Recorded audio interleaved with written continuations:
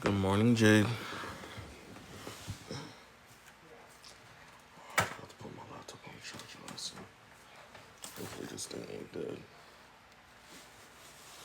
Good morning, everybody coming in. Good morning, Triplet. What up, bro? Top of the morning, y'all. What's going on, everybody? Wait a second, y'all.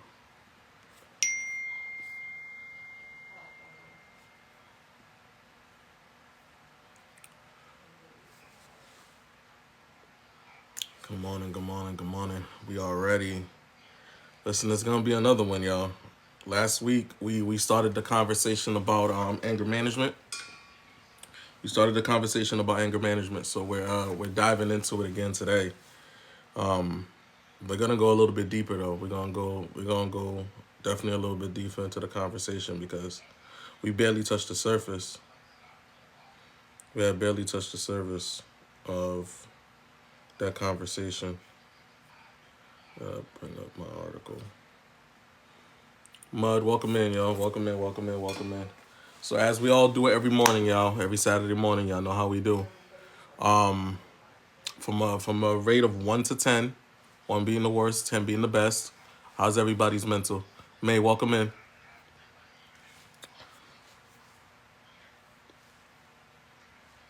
On a rate of 1 to 10. Mine is at like a 7. Mine is at like a 7. Yeah, yeah. What's good, Earl? Welcome in, my boy. 8.5. 9. Okay. Okay. Y'all can't keep tap the screen, share the live. Let's get to like 40 shares today if y'all can. You at a 7. Okay. How's everybody's weekend? How's everybody's week?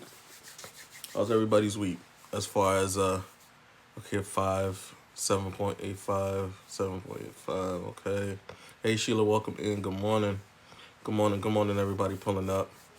So we had a good live last week in regards to the conversation of anger management. We kind of dived into, you know, what anger management looks like, what could be the cause of it, what the reason of it is, and then we dived into the conversation of being petty because obviously we all have petty mentalities sometimes. So we kind of dived into the conversation of what being petty really is, and we spoke about being petty being a form of narcissism. If you guys didn't know that, being petty is a form of narcissism in a sense. So dive into that. We dived into that. That was actually a pretty good conversation. So we didn't really go completely into it on like the effects of anger, and yeah, it is. It's definitely narcissistic behavior. And then we tapped into the myth and we did the myth and facts about anger last week. Good morning, Molly. We did the myth and facts about anger, which was pretty dope. We kind of dived into. I found an article that gave the myth and facts about anger, and we dived into it just to give you guys a different perspective. And then me, Hormiga, and a few other people that were in the panel were just speaking about you know just the diet, just diving into it, what they showed about the myth and facts, if it was really facts or it was false. I think being petty is a mean of delivering the truth with a spoon full of sugar. I mean, yeah, Earl. That can definitely be that because it's not really the full capacity of the. It's not really full capacity. What's going on, Spike? Welcome in, bro. Who is this? I don't know who this is. Two stacks. Oh, okay. Good morning. Good Oh morning. no, bro. What's good morning, two stacks? What's good, bro? We're What's up, bro? we're waiting for Hamika to come through so that way we could start the live completely. But if y'all can just keep tapping the screen, keep sharing the live. Today is going to be one of those because we're really gonna go a little further into the conversation of anger management. Um, so Stacks, I don't know if you've ever been to my mental health live before, but Hell nah. all right. So just stick Hell around, nah. just chill for a little, huh? I said hell nah, bro. What this is? This therapy or something? Something like that. If you really want to think about it that way. What that mental health? That's what Yeah. you said. Hmm. Oh, what y'all be doing, fam? Well, stick around and find out. We be tackling different topics, different conversations. You know what I'm saying? Grand Rising. So yeah. So yeah, just chill with us and vibe with us for the day, man. We're here from 9 to 12. I just got off work, bro. Oh shit. You gotta get some sleep, my guy. Yeah, hey. What y'all you finna be on tonight? Yeah, we have a comedy show tonight. Is it gonna be like a panel? Hmm. I bet, bro. Hey, send me that mug, bro. And when I ask to come up, bro, tell y'all people to let me up, bro. Tell them not to be fake, bro. You already know what the deal is. All right, Stacks. I got Wait, you. it's gonna be your live? Nah, it's not gonna be mine. I think Mudfoot's in the chat. The live that you was in before when we were all over there chilling. Oh yeah. Yeah. Bet. I'm All all right. let you, bro. All right, man. Bet. So I wanna do actually we got some new people in here, huh? Let's do the personality and color test again while we're waiting for Hormiga to come in. Cause I wanna see some new folks uh their reaction to this personality and color test. So if you guys can drop your favorite color in the chat. Drop your favorite color in the chat. Everybody, we got 17 people in. You got white. Okay, let's see. The color white. We didn't even read the color white last time. All right.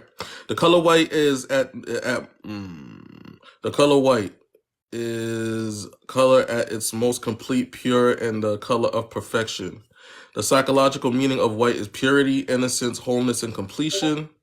In color psychology, white is the color of new beginnings, wiping the slate clean, so to speak. It is the blank canvas waiting to be written upon. While white isn't stimulating to the senses, it opens the way for the creations of anything the mind can conceive. White contains an equal balance of all colors, spectrums representing both positive and negative aspects of all colors. Its basic features equality, implying fairness, impolarity, neutrally, and independence. It is interesting to note that babies come from the world with a perfect balance of white, ready to imprint their lives with all colors of the spectrum, hopefully from all their life experiences. Good morning, good morning. Thank y'all for the team bracelets. I appreciate you. Good morning, sis. Who else we got? Seeing white. We got some colors in here today. Okay, so we got purple. Okay, purple. I'm gonna do indigo. Yeah, purple. All right, the color purple relates to the imagination and spirituality. It stimulates the imagination, inspires high ideals. It is an introspective color, allowing us to get in touch with our deeper thoughts. The difference between violet and purple is that violet appears in the visible light spectrum of rainbows, where purple is simply a mix of red and blue. Violet has the highest vibration of visual spectrums. While violet is not quite as intense as purple, its essence is similar. Generally, the names of interchangeable and the meaning of colors is similar. Both contain the energy and strength of red with the spirituality and integrity of blue. This is a union of body and soul, creating a balance between our physical and our spiritual energies. So that was for everybody that has purple. If you guys heard that, I see blue, red. I'm gonna do red last because that's my favorite color. I'm new to the welcome in. Welcome in. PBR. Definitely stick around. I'm gonna do gray first, and then I'm gonna do red because red we got a few reds in there. So everybody that's red, just stick around. This is for you, Earl, and anybody that has gray. The color gray is an unemotional color. It is detached, neutral, and impartial and indecisive. The fence sitter. From the color psychology perspective, gray is a color of compromise, being neither black nor white. It is the transition between the two non-colors. The closer the gray gets to black, the more dramatic and mysterious it becomes. The closer it gets to silver or white, the more illuminating and lively it becomes. Both being motionless and emotionless, gray is solid, stable, and creating a sense of calm, common composure, relief from a chaotic world. The gray is subsided, quiet, reserved, and it does not stimulate, energize, or rejuvenate or excites. We got red. So all the reds. Hold on one second. The color red. The red is warm and positive, associated with our most physical needs and our will to survive. It excludes a strong, powerful masculine energy. Red is energizing. It excites the emotion, motivates us to take action. It signifies a pioneer spirit and leadership qualities, promoting ambition and determination. It is also strong willed and can give confidence to those who are shy or lacking in willpower. Being the color of physical movement, the color red awakens our physical life form. It is the color of sexuality and can stimulate deeper and more intimate passions in us, such as love, sex on a positive side, and revenge and anger on the negative. I got you. Oh, thank you. Royal Blue, what's good, brother? Welcome in. Good morning. Good morning.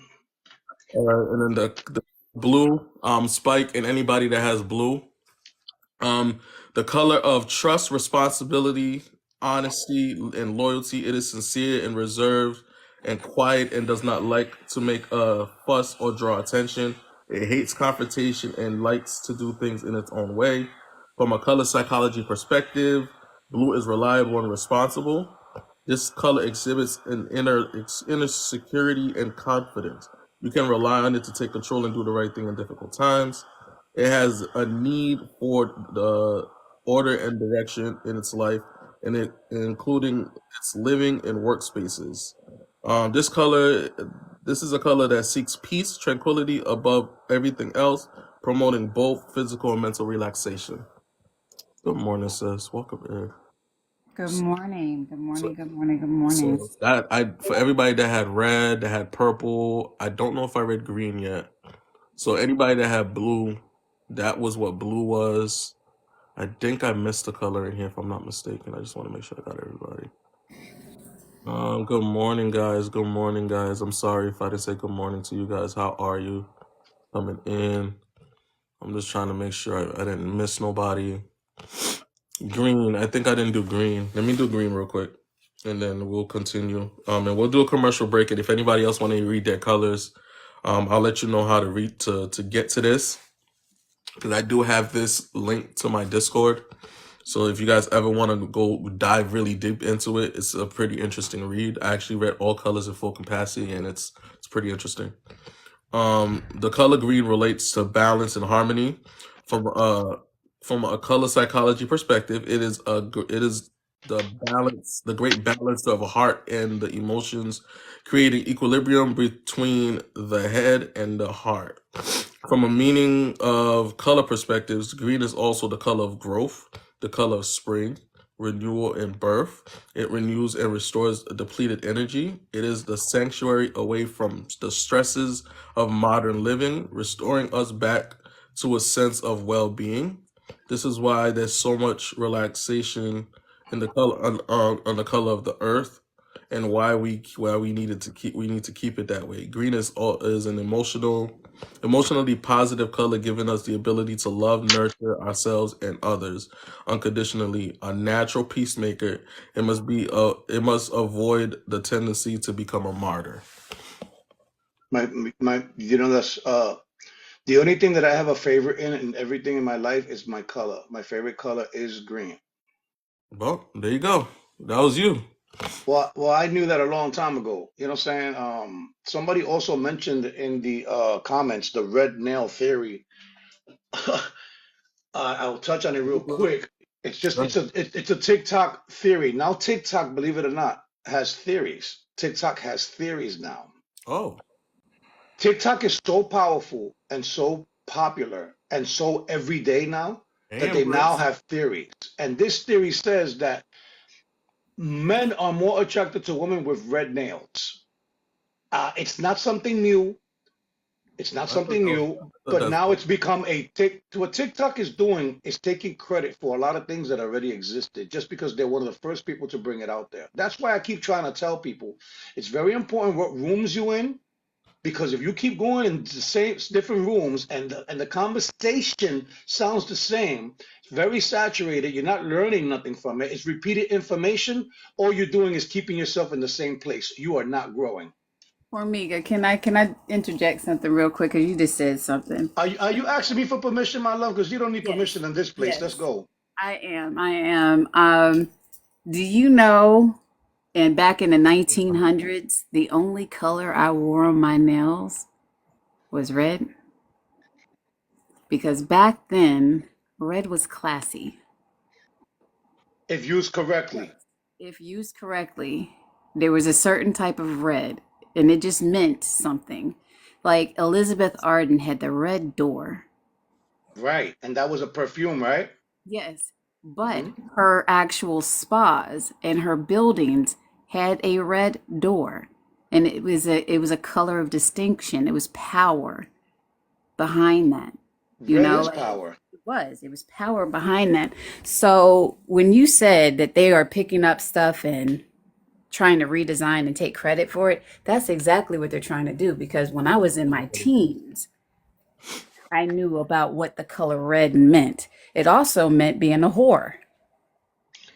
In certain social aspects, It's yes, certain social yes. aspects, yes. Red is Yes, a powerful color because insurances kept on telling people stop getting cars that are red because they're the ones that are most stolen and are easily seen and attracted to. Police officers are attracted to the color red because police officers supposedly are very angry, which brings us to this topic. Let's go. and then the Mhm. red cars are usually the ones that get caught Yeah, first I'm because they're like, okay, usually right. speeding. So if like I was told, don't ever buy a red car. You end up going faster than you usually do because Yeah, you have a red car. Is that because wild or what? because of the color. Yeah, y'all see the red, like the most famous Ferrari people get are red. Every time they see the Ferrari, they get a red Ferrari. If Well, you you got want a a lot of car that stands out, it's red. Yeah, they read get the red yellow because Ferrari, I red want to know why they Lamborghini. get the yellow. Yep. Well, yellow that canary yellow is Yeah, is Thank you for the fire. play. You can't deny that the canary yellow is not it fire. It's an is. It is exotic fire. color. It is. Believe it or not, it's very close to the color of a banana. And ladies, if you don't think that the color of a fruit stimulates you, your stimuli in one way, shape, or form, then you're in the wrong place. It does. Let's go. We got 32 people in here, y'all. If y'all can, please keep tapping the screen, tapping the screen. So, Sierra, the topic today is anger management. So, for Hmm. you guys, so just to give you guys just a recap, we started the conversation of anger management last week. It was a Two conversation that two me weeks and ago. was it 2 weeks ago? It's been Yeah, two this weeks is the ago. third week we're touching anger. Shit, it is too damn. This is the actually last time because we should be able to wrap it up unless people have something No, to bring up, This is right? the Or we're end of gonna well, the keep month. going. Yeah, well, this yeah. is the end of the month. Yeah, next month is May. I mean, next Saturday I think is May if I'm not mistaken. Yeah, It it is. is. It is. So yeah, we got okay. So today is the last week. Yeah. We could No, wrap no, it up today and then do a midweek closure, a midweek Q&A. That yeah. sounds good. Last week. Yeah, last week is when we started it. We started it last week. No, this is the third week we're touching anger. No, see now I'm confused because Take my word for it. Last week we did not introduce anger. We piggybacked on what we did the first week. This is the last and final week. Remember, we said we're going to do it for the rest of the month. And when we made that decision, we were in the middle of the month, second to the last, and this is the last one. I mean, Um, listen. I've been wrong before. I wouldn't bet on it, but I've been wrong before in my life. You know what I'm saying? that's what I'm trying to think. Because the week well, I before was think the y'all end of started out so the week before. Y'all the, started out talking about something else and then no, the week segued into yeah anger management and then right said, yeah you know what, because we the need week to before start. we there was the anniversary right. The week before was the anniversary. Right. So now we started with the anniversary, and then we ended up going into it deeper, and then we did it again. So technically, it'd just be 2.5 weeks. All right, two and a half is fine. But you know what? We're not going to have the result in mind if we can get to a point where everybody feels closure, if we get to a point where people are satisfied with how much we touched on it. Let's let the people in the audience, you know, get their nails dirty and let them tell us if there's more that's to discuss. Because I'm sure we could talk about this for the rest of the year because anger is a very big topic.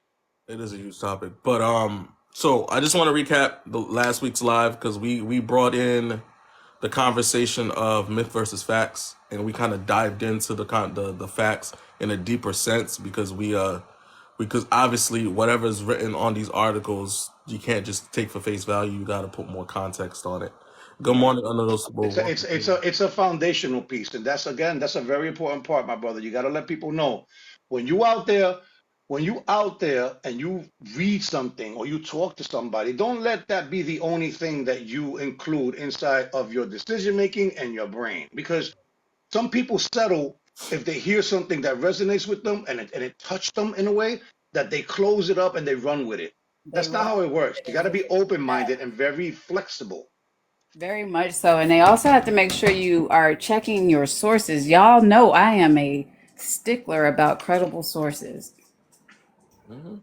Welcome in, everyone. If you could actually share this live, so because more people need this. Summer's coming.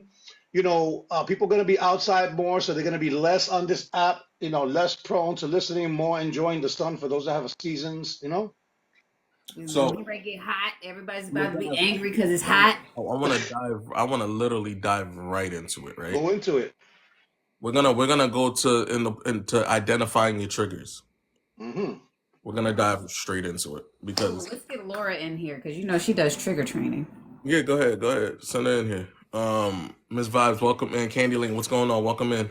What's going on, Mark? Welcome in. So identifying your triggers, you're just understanding where that comes from, right? So I'm gonna just read a little bit of what it is, and I'm gonna let Hormiga and Mika kind of just dive into it as well. We guys have a poll that was just put in. Just and in that poll, just rate your mental health at a rate of 1 to 10, one being the worst, 10 being the best. If you guys want to hit that poll right up top. If you're not a moderator, because some reason the moderators can't respond to the polls. So if you're not a moderator, just hit that poll and just respond to it over there. And the moderators just drop it in the chat. See my number? You see my number? You see 9.5. that Yeah. number, Hey, Amiga? Donna, why you I've, at 4? That's a little low. no, she says 9.5. Jada Donna's at 4. I understand she's going through a couple of things right now. Yeah. Listen, before you start, my brother, can we just give people the simple definition of what anger is? Can we start with the definition? Yeah, sure. And Yeah, let's build on that, because people, we can't give people a starting point that's more ahead of where they want to be. You got to meet people where they're at. gosh. All right. Definition of anger: a strong feeling of annoyance, displeasure, or hostility. The key word being strong. In other words, it's not just any feeling, it is a strong feeling. We need to learn how to determine what level your feelings and your emotions are. There are levels to this. You know what I'm saying? Are you in the basic So, level?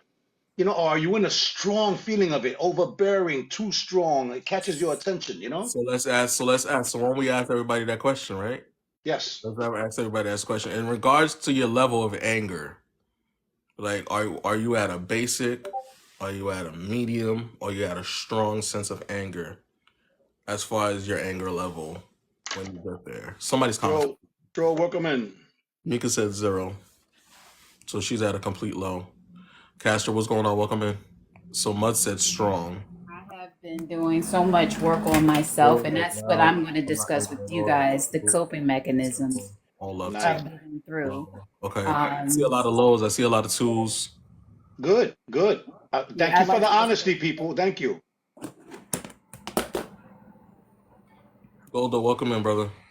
I like Part of this journey that we're having is not to just put it out there for you guys. We are demonstrating to you that we use these tactics, that we actually look this up, we do the work, we have the conversations, we make the connection, and we actually, one of the most important things about understanding what we do is to remove all the fluffy stuff that is not necessary in your thought process. You know what I'm Remove saying? the things that don't belong there. Remove them. Right. We got one Mr. more person in Cherry, the queue. We got one Mr. more in the queue. We got Mr. Cherry in the house. Mr. Cherry, welcome in, brother. Triplet, I got you. Good morning, everybody. Welcome in. I need to learn. I need to learn more going into the courtroom on May 29th. Ex-lawyer legit lies on my name. Ooh. Ooh. I try so hard to counter so I don't get to the level of Hulk. Hey guys, I'm gonna come right back. I gotta take this phone call, but I will be right back. Save me a spot. I'm gonna see if I can get a hold of Laura as well. Okay. We will be Okay. here. Thank you for the lightning. We will be here. Yes, listen, please, Okay, people, guys. share this to somebody. Do me a favor, everybody, share this to someone that you may think may need this. Something where they could express themselves and then maybe take something with them so that the rest of their weekend does not become an absolute shit show. Welcome in. Greetings, Mississippi. Greetings.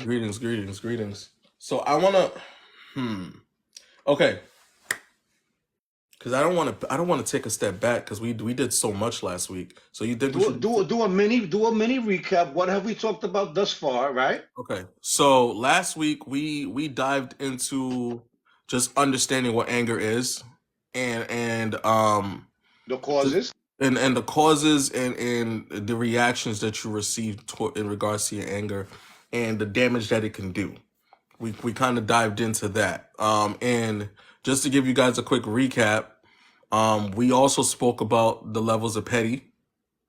We Ooh, we I we forgot we, about we, that. we tapped into the levels of petty, and realizing that pettiness is a level of narcissism. Being petty is a level of narcissism. So everybody, including me, that say that I'm petty, I have petty tendencies, petty behavior. We all have a sense of narcissism in our system, guys. Just to give you guys a heads up. I know it sucks to hear that we're narcissists, but we are. Um, But it can be converted they from can. petty to sarcastic. Absolutely. Absolutely. Even a little sarcasm have a little bit of petty in it. So I don't think it's Listen, what's life without sarcasm? right. Right. So yeah, And I'm not asking you, Mr. Cherry, that because I know he would definitely jump on oh, that. What's Cherry life? said something in the chat earlier. He said something in the chat earlier. That shit was it was great. I'm pretty sure when I said that, you could convert So I'm talking about petty into sarcasm. He was like, ding, ding, ding, ding, ding. yep. And for the people that are in my Discord, right? If you guys want to join the Discord, hit the fourth link in my link tree. I have a personality test that I've been having everybody take. And let me tell you, Herbiga, it has been a revealing situation for everybody when they took that test because a lot of people are seeing things that they never thought about themselves or they never knew about themselves after they took that test. Because I want them to take the test and then read the book, so that way they can know. You get what I'm going with that. I I want them, do. I do. I want them to take that test and then read my book and then dive into the book after they after they do the test, so that way they can see the different perspectives from You what they're gonna learn about themselves in the book versus who they are as a person now. you want to hear something wild? Somebody asked me, what should they do when they're at that point, right? As a matter of fact, two people asked me this week, and my answer to them was, this is the beginning of authentic self-reflection. Welcome in, y'all. Pom pom. Welcome in, You know what I'm saying? uniquely. This is the beginning of authentic and genuine self-reflection. Mhm. When you start learning things about yourself and you start saying, I didn't know that about myself. I didn't know I was capable of doing that. I didn't know I was doing that. I didn't know how I was making people feel. I didn't know how I was making myself feel. I didn't know how much I contributed to my own demise. Yeah. What do you think about that, Mr. Cherry? Oh, okay. So we gonna this morning. All right. Mhm. You know what? Get that. I would say a big key to that would be prioritization. Hmm. Prioritizing why you feel or how you feel in the moment and what's the importance of it, right? And in layman's terms, embracing your inner effort, Right. right? Embrace that inner effort. In that moment of anger and rage, step back, prioritize. Why am I upset? What's the importance of me, feeling this way, or why, or what caused me to feel this way? Is it more important than my current objective? Right? Prioritize that emotion in that moment. Is this something I can boast over later?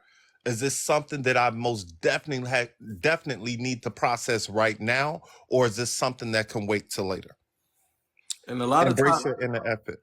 especially when you're angry, right? You're not even in clear thought. You know, you guys ever heard the term "I see red" when I'm angry?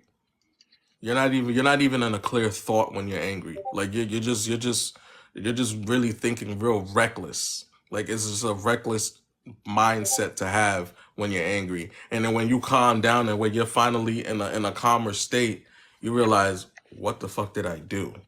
I got a question for you. Are you saying that it is nearly or impossible to process a thought while you are under the influence of anger? It's very I'm not saying it's impossible. I'm saying it's difficult It's though. hard. It's harder. It's It's harder. hard. You can't It's think definitely hard. clearly. It's not impossible. Because even if you do it, even if you manage, because the only thing that you can do with anger when anger is existent is be aware of it, be mindful of it. That's the first thing. Most people don't even know, all right? Because when you go down that rabbit hole of I just turned into the Incredible Hulk, when you change clothes and you become the Hulk, there's no turning back until the damage is done. Yeah. So can we think of it like this? Morning, Randy. Let's just say you got a glass, right? And it's full, right? Hmm. And we talked about balance already, right? So anger being so when you're that angry, and we know how powerful feelings are, right? If your cup is full of feelings, there's little to no room for logic, right? And you need logic there. That's why we don't make rash decisions when when we're that upset. You know what I'm saying? We need to clear some of those emotions out so we can pour a little bit of logic in there and move forward. Because if you move forward solely off feelings, you're going to fall on your face. And you're going to either come back and have to apologize for something you said, or have to redo something you did, or you made a mistake because you were solely full of feelings that there was no room for logic in your actions or your vocabulary that you used at that point in time. So most of the time you wind up having to do damage control. Right, right. And that's the aftermath. You see, the thing is that we're trying to get people to a point where you could recognize this coming from far. That's when you know you're at an advanced level, when you see and you know and understand the things that lead you there, not put you there, because only you Right, Miss can Wanda? allow yourself to get to the full-blown level, right? You have to do the work and recognize these things. And this is why I came up with the term, you have to flush your mental toilet, because otherwise it overflows and the only thing that comes out is whatever you put in there, and it doesn't come out the way you want it to. What do you think about that, Muffoot? Y'all said something, and this is the reason why I came up. It's very hard, at least for me, to put a rational thought together once I've reached that event level.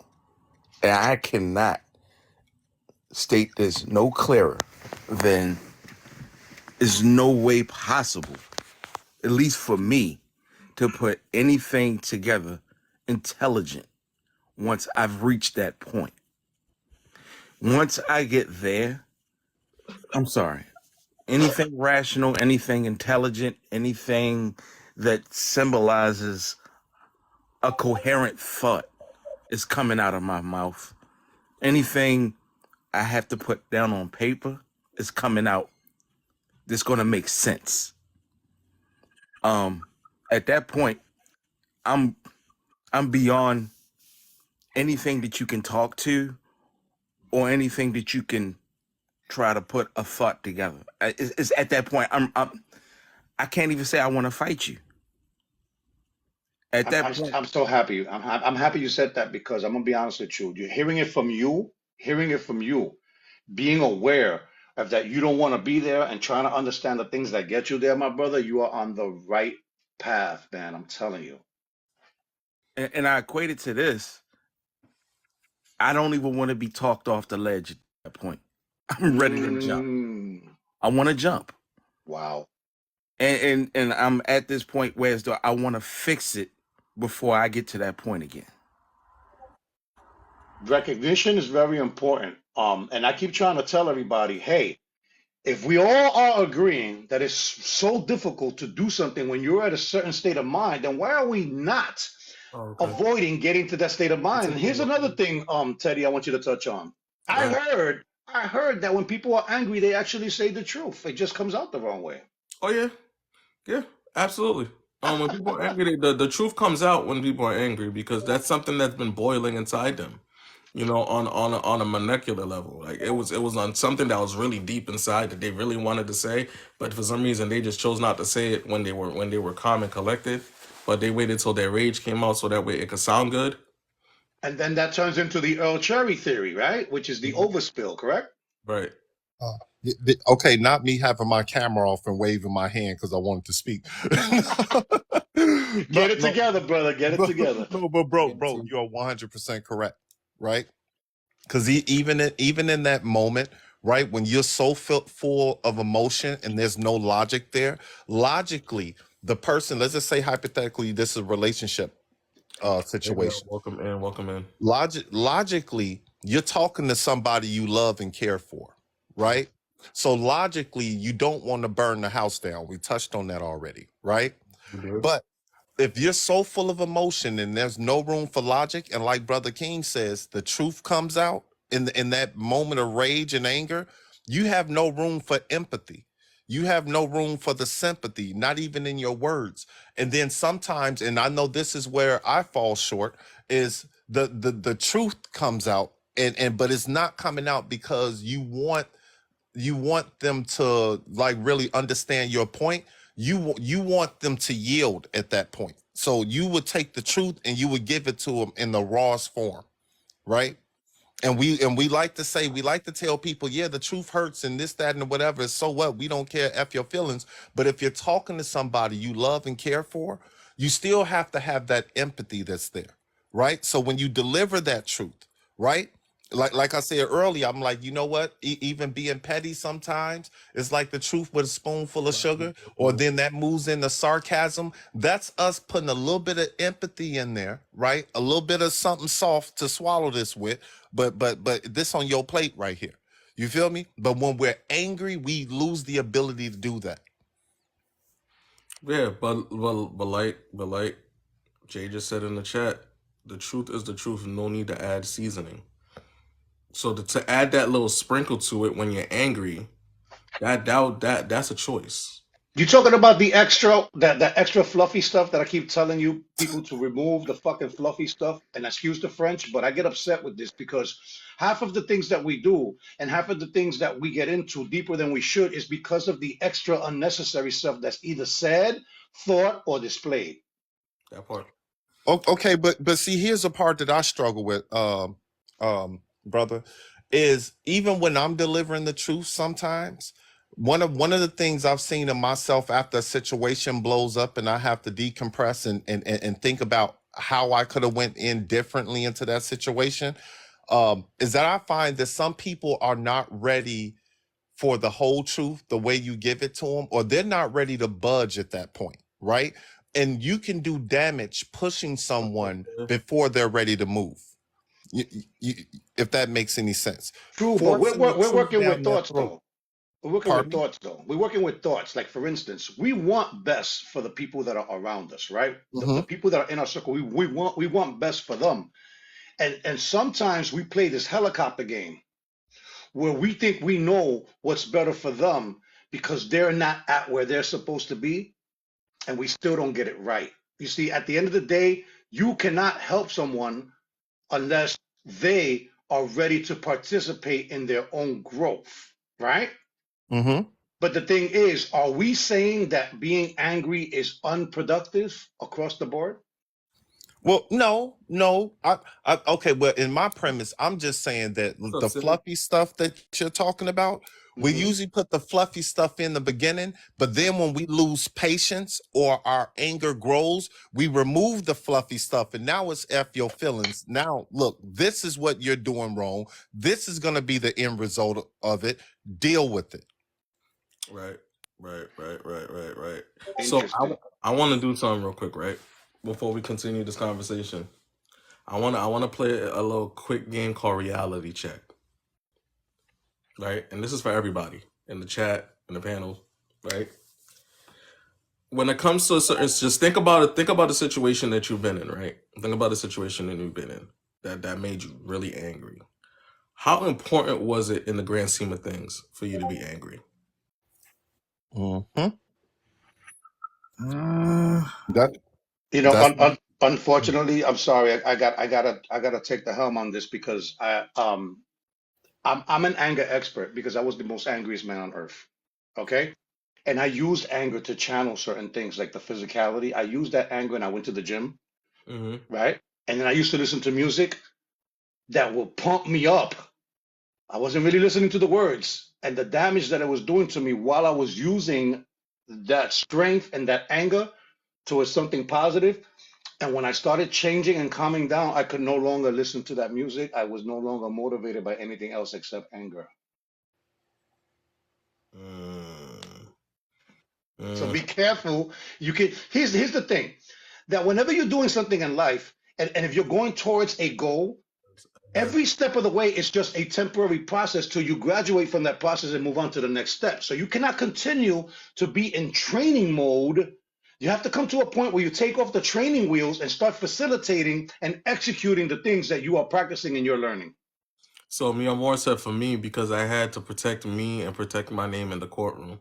So she's going through something a little bit deeper than what everybody else is dealing with as far as her anger. How do you hold your head in a courtroom when you're not in control and you have to speak their language? We talked about that, Mr. Cherry. The words that you have to say in a courtroom, right? That we should have some type of revision because it's not broad enough, it's a language that a lot of us don't speak and they use against us.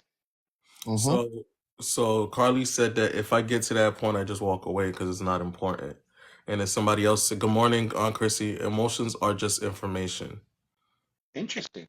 That's interesting. Wait, the person that said they walk away, they embrace their inner effort at that point.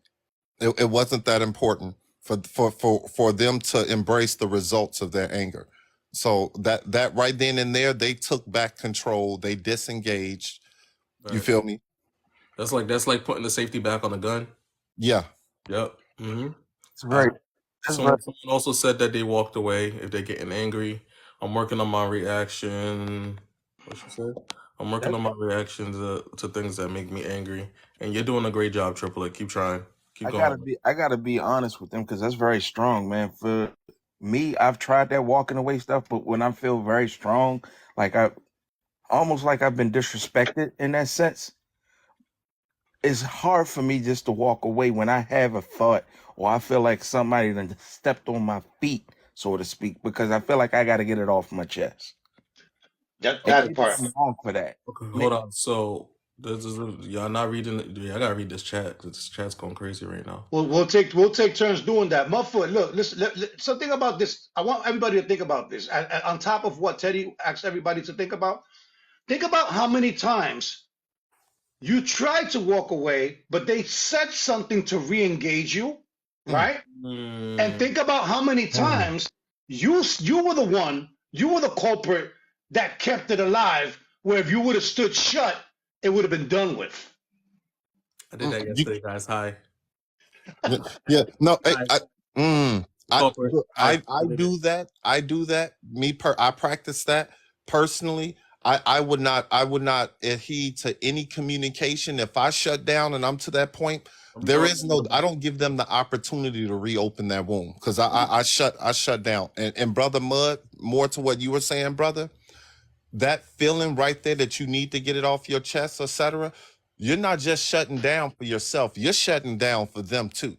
Because if you care for that person that's ailing you at that point in time, or you care for yourself beyond that person, that's why you're walking away. So it's not you're walking away defeated. You're walking away because you know the end result. Yep. Hi, guys. I'm the guy that he's talking about down there. You know, the Spanish I, brother. I'm just saying, doesn't that have to do Mhm. with wanting to be heard? Because I remember when I was younger and at my most passionate state of anger, I would be so angry that I would cry. I would be so angry that I would turn red. I would be so angry that it would just come to a point where I sound like a little kid. Right. See, I'm with Hormiga on this one because I said last week. I said last week I was bullied. Excuse me for saying that. My bad. Excuse me for saying that. I was bullied. There you go. And now when I've developed a voice because I have no more to give. I have no more to give. When I have that no more to give, and now that you don't push that button to where as though I don't give a fuck no more, you're not getting that from me. It's So too I late. feel like It's I too have late, to man. go. I, After that, it's too late. I have So Okay. I got to circle back and give. I got to circle back and give everybody who feel like they can push me. I'm gonna fuck you up from this point on. Okay, but brother. That's where the rage and anger comes from. there's a lot of people. There's a lot of people that So are. wait, brother Mud, can I ask you a question? You and Mhm. Hermega, right? Hermega. I'm sorry. Do you all like repeating yourself? No, Hell no. I don't know. Okay. It So depends. It depends on what we're talking about. Okay, so here's why I asked you. If you don't like repeating yourself, that's why shutting down is necessary. Because if you try to get your message across when you're in that moment of rage, 9 times out of 10, your message would not be heard. You're still going to have to come back and say it again once you're a lot calmer and they can receive what you're saying. So even though we want to be heard in that moment of rage, is effective communication even possible at that point? Well, listen, I want Jay to touch on this. Welcome in, Jay, real No quickly. diddy. Here's the thing. I have something to say too. Here's the thing. Some people need that extra oomph to get it out because they're not ballsy. They're not people that actually say what is on their mind. So some people intentionally stir themselves up to get the power to say it because Mhm. some people need to be angry in order to function. In order Mhm. to think about what I'm saying, think about, oh, I'm not ready to say that because I don't have the stern, I don't have the backbone to say it. And sometimes anger gets them to say the things that they can't say Pump their otherwise. fists a little bit. They They gotta am pump I their right or fists. wrong? Do they pump themselves up, Jay? Oh, hey everybody. Good morning. It's my first time back on here like in months. So I just want to say good morning to everybody. Good morning. Money. Agree with you fully. Me personally, Amiga, you and I are much alike. I live within my anger. My anger is my inner balance within me. So for me, I learned that it's never going anywhere. So what I learned to do is channel it to where it doesn't affect my day to day being, right? Even if you try to trigger it, I can still live within my anger to where I'm not angry. That takes another form of discipline right there. So But it's like but but back hold up, but back to Cherry. What Cherry said. I want you to wrap this up for me, Jay. Cherry said something about consistency. When you are training in the first time for something, there has to be a level of consistency because you're trying to create good habits, right? So there yeah. has to be repetitive information because some people you can go ahead and say, "Hey, blah blah blah blah blah," right? And that same person you might have to say something else to them 10 times, or maybe they don't like the messenger, or maybe they don't like the message, or maybe they don't like the weather, or maybe they don't like the color you're wearing. There's Okay. always an excuse for someone not to receive the information. But the best way to look at it is if they're not ready, they're not ready. Jay, what do you think? No, I definitely agree. Well, to me, it's all about consistency, like you said, right? Perseverance. But you have to understand one thing is that if someone is not on your level of thinking, of your level of intelligence, your level of brain power, you can't blame them for not receiving the message. You can't get angry that they don't reciprocate what you're trying to give because maybe they're not there yet.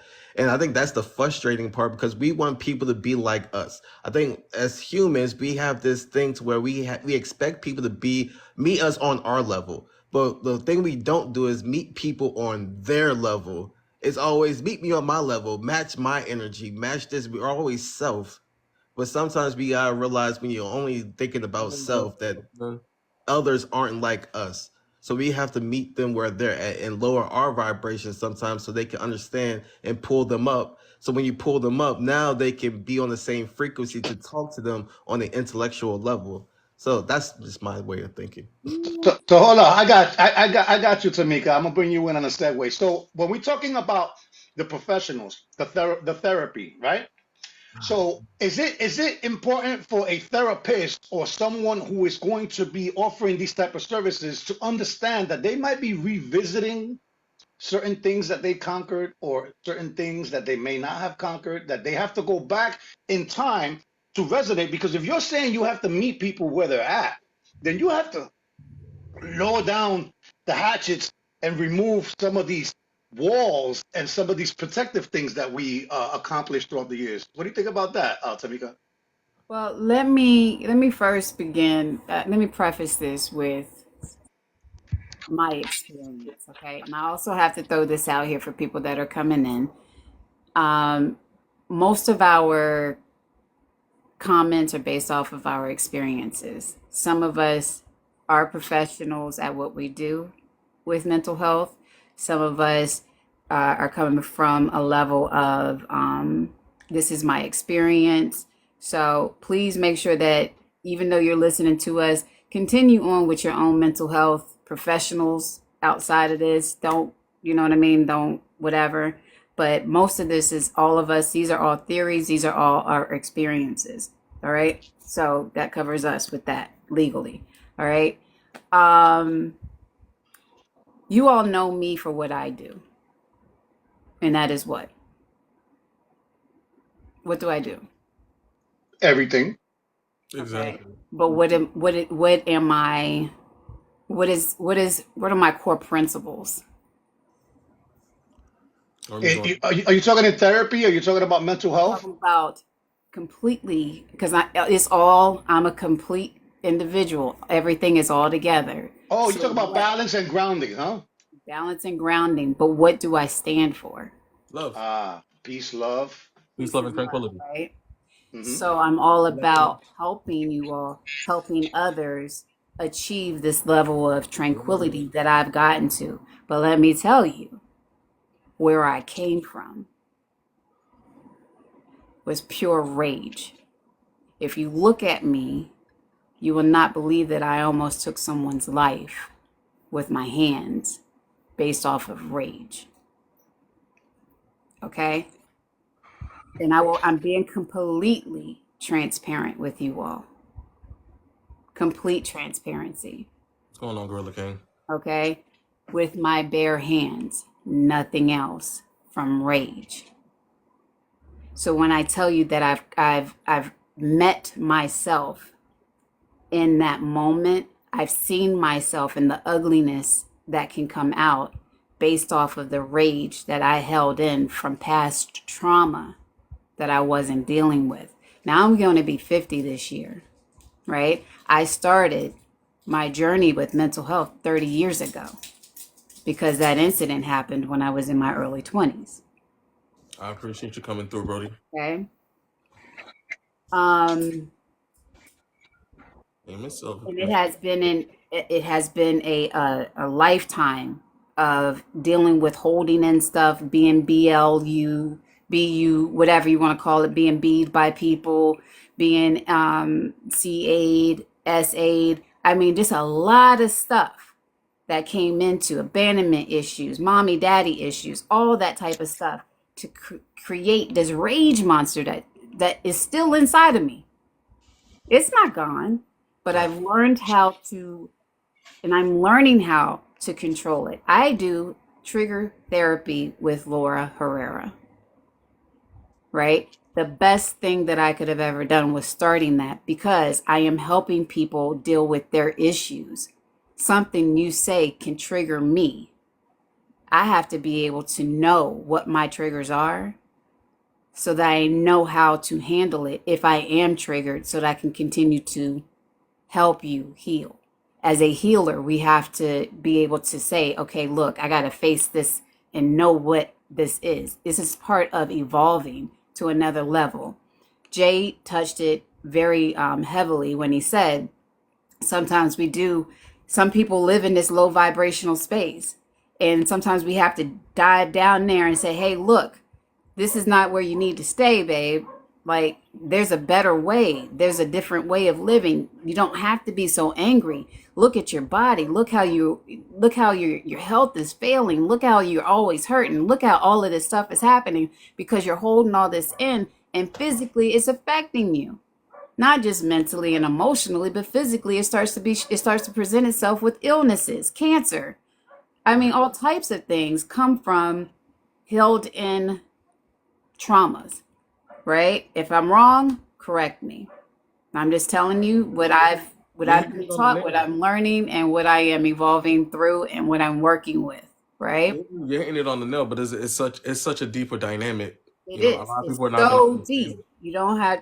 I mean, even when we're doing this, you have to understand that if you're going to go down and you're going to help somebody, you have to be able to bring them up and also not lose who you are. You have to be able to cut off and know where your emotions are and not take on theirs and be able to say, this is my shit, this is their shit. Let me clear their shit away so that I can maintain my balance in my life. That's right. Let me verify that real quick, and then we're gonna go to PBR. Welcome in. I was there, Tamika, on your live when you asked one simple question: is anyone in here in pain? And if you would have seen how those comments were lighting up, pain, pain, pain, pain, pain, pain, I was like, oh my goodness, we are in trouble. We Yeah. are in trouble. There are so many people in pain that make believe that everything is okay and they are just ready to explode. They are one slice of cheese away from a sandwich. That was dedicated to you, Mr. Cherry. PBR, what do you think about that? I don't even know where to start.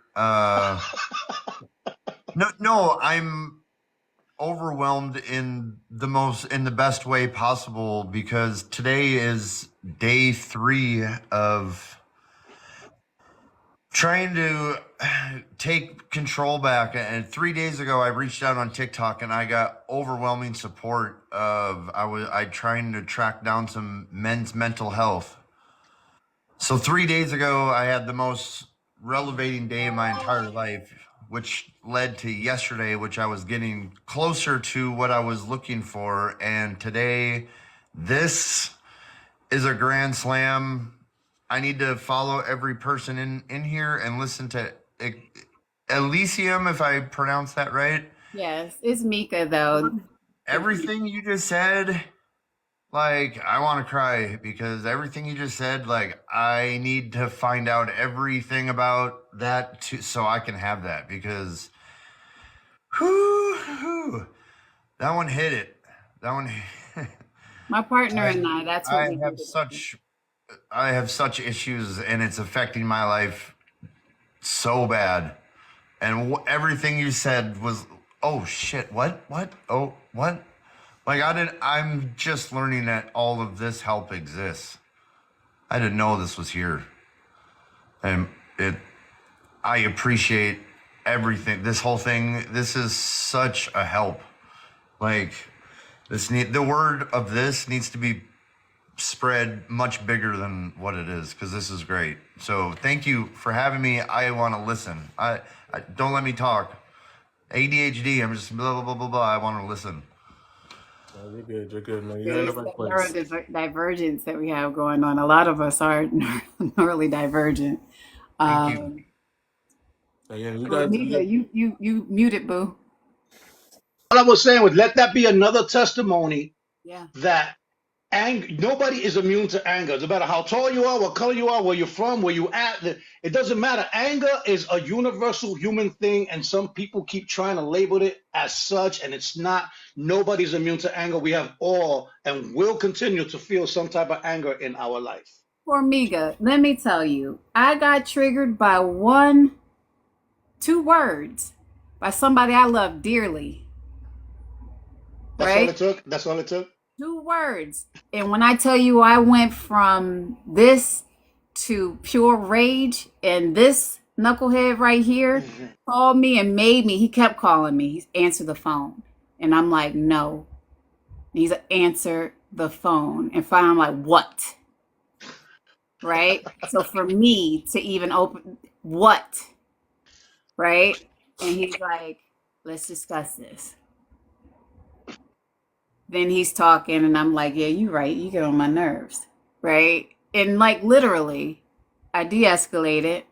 It took a minute. We've talked about a whole bunch of other stuff, right? But it takes a special person or a person who's been in your life enough to know how to de-escalate you, because a lot of people cannot de-escalate me.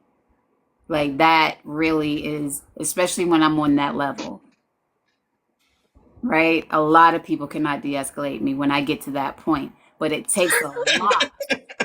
It takes a lot, to go from 0 to 1,000 in that second. But I realized I was already emotionally compromised whenever we were having that conversation, right? But he said one thing, and the craziest part about that whole situation was, it was like, "Are you on your period?" He said, "No, are you?" And I said, "Fuck you," and hung up. That's exactly how it happened. It was like we were joking around. I said something, and then boom, I went from 0 to 1,000, and I was like, raw, right? But she needed to come out in that moment. There he is, right there, Duke. Me and Duke got into it. And I apologized to Duke because I was wrong. I'm not trying to promote something, but one of the shirts that I have, it says, "Oh, I should have never answered the phone." Because I'm gonna be honest with you, sometimes that phone call will get you by, right? And sometimes that phone call will put you in a farther state and took you to a place where now you are living in it and you regret it and you feel it in your bones, you feel it in your blood, you feel it in your air intake. You feel radiant. You feel as though the next person that says the wrong thing, They go they are catch. about to get every single thing that ever happened to you in your life happen in that very moment. Cherry, what do you think about that? Fuck, man. No, I'll say this, right? It's just like when you hear your phone ring or you get that one text message and you get anxiety. Just looking at your phone, that just seeing that call ID come across just gives you anxiety. You know, right then and there, there's an issue that you're already full. You have no more room for anything else. If anxiety is the first reaction or emotion, there's no room for nothing else. Either you need to pass it over, hit clear the call, tell that person to spin the block or something, but do not take that call. Don't take it because you don't have the energy. You don't have the energy to effectively communicate in that moment. If And anxiety, that's recognizing that that would be a trigger for you. Listen, And that takes a lot of emotional intelligence. And discipline. Yes, let me discipline, tell you. girl. Like that really is. It's just realizing that this person is going to trigger me. Now, what I didn't know in my situation, because it was something different, something very different. I was touching base on a loss that I had. Like my kid, right? Lost my kid, lost my ability to have kids. So I was dealing with that personally, going through my shadow work, and forgiving myself and that whole situation and all of that, right? And what he said, it triggered me because I could not have kids, right? And he didn't know anything about that. The people that are closest to me, and now you all know that, like I won't ever be able to have a child. But it hit me that deep that day because I was going through that, you know, um, subconsciously dealing with that personally within me. No one knew that I was working through those issues in that moment, right? But those words, are you, sent me off into like a rage, right? And I have asked you guys so many times in conversations, are you on your period? Like, what's wrong with you today? You know what I mean? And they were like, nah, what's wrong with you? You know? And it was just that day. And it's where you are mentally. So keep in mind though, right, Mika? It was the words that were used Yes. that made that triggered you. It wasn't the conversation itself, because like you said, you've always said that Joking. to us, right? But the fact that he said no, are you, the Yes. tone, and the way you are mentally kind of clashed, right? Because he was his tone. You didn't like his tone when he said it, Right. and your mental state wasn't where it's supposed to be at that moment. So Yep. it caused you to just spaz out and say "fuck you" and then leave, not thinking he Because I don't. knew if I had said more than just fuck you, Yeah. it would have been, I knew that I had been triggered the minute that fuck you came out of my mouth. It takes a lot for me to say that to somebody, especially somebody I love. So You yeah, know what I they mean? And I love That you that guys, that's true. That is true. and I love you guys. I have seen you lose it, and I have seen you hold it together. Hmm. And that balance is where we need to work, ladies and gentlemen. We have to start being aware and remember it's mindfulness, mind and mental. You know what I'm saying? You have to be mindful to the things that puts you in spaces or places that you can't handle. Now the end game is not to avoid it altogether, because those are more like coping mechanisms. The end game is to be able to coexist with the things that used to put you in a place where you lose control, where you lose your logic, where you lose your ability to have emotional intelligence. And then when you do and you realize it, take accountability for your shit. Ouch. Okay? Take accountability. And here we go. All right? Take accountability. I had to. The minute that King told me he had no idea that you lost your uterus, Mika. He had no idea that that was is something that hurt you. You know what I mean? He had no idea. And the minute that he said that he had no idea, I said, I'm an asshole. You know what I mean? Like, literally, he was probably going through something that day because he was a little touchy. You know what I mean? And he was probably going through something that day. And I just said, fuck you to somebody that I love. So the very next day, we had a conversation. Actually, a little bit afterwards, we were talking about business because he is my assistant. You know what I mean? We were talking about business. And then the very next day, we had a very long conversation. And in that conversation, it was like, look, I apologize for what I said. I was out of pocket, and you triggered me. And this is how it triggered. He's like, I didn't know. And I said, I know you didn't know now. You know what I mean? And I was just like, but this is the reason why it was touchy. And I'm like, I'm working through that. And it's still something that I'm healing from, because you're never going to be completely healed from anything No. until, you elevate to another level. But Right. I'm evolving. And it's something that I can tell you that I'm moving through and that I've moved through a lot in the past few days. I Earl got has you. I something to got you, say. Earl. I got you, Earl. But yeah, the accountability part. Hey, Earl, go ahead. No, I want to talk that she said, even with the accountability part, it may not be unique to her situation, but taking accountability for our own actions, right? And Hey. when we're talking about anger management, and you know that you don't have the energy to move forward effectively, right? Don't let someone else guilt you into engaging when you know you don't have the energy. I If got you. I you got have you. to, if you have to not take that call or not respond to that text or not have that conversation, and the other person guilts you into engaging with them, even though you know you don't have the strength, how I deal with that, I let them know I'm responsible for my actions. I disengage for a reason. If you force me into engaging with you, you are now responsible for what's coming next. I tried to disengage. You forced me into this interaction with you, right? I wanted to decompress.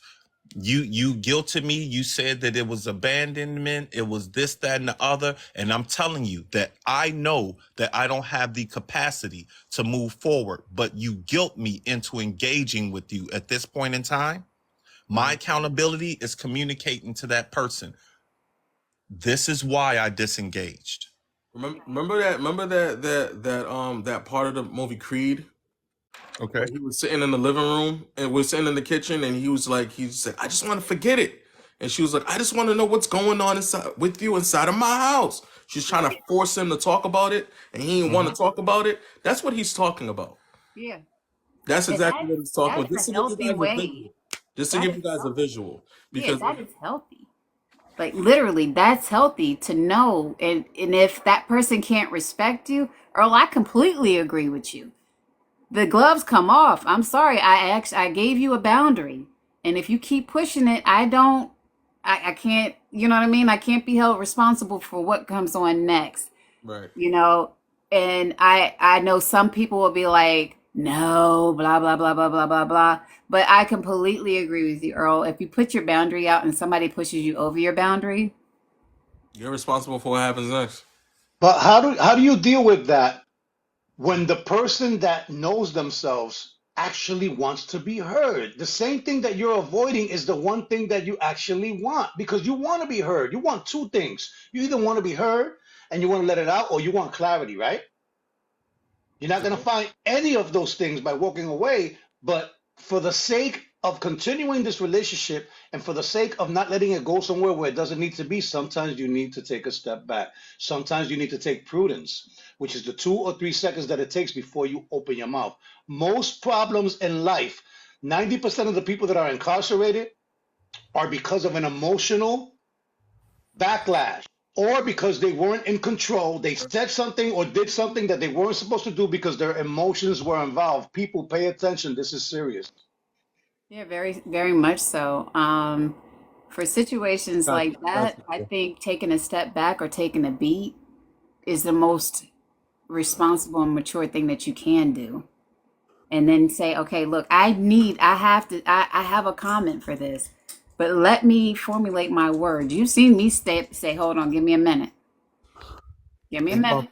it's about the most responsible thing you can do. Because if you go out there half cocked or not ready, then like you said, it can be catastrophic, or it cannot benefit the person that's forcing.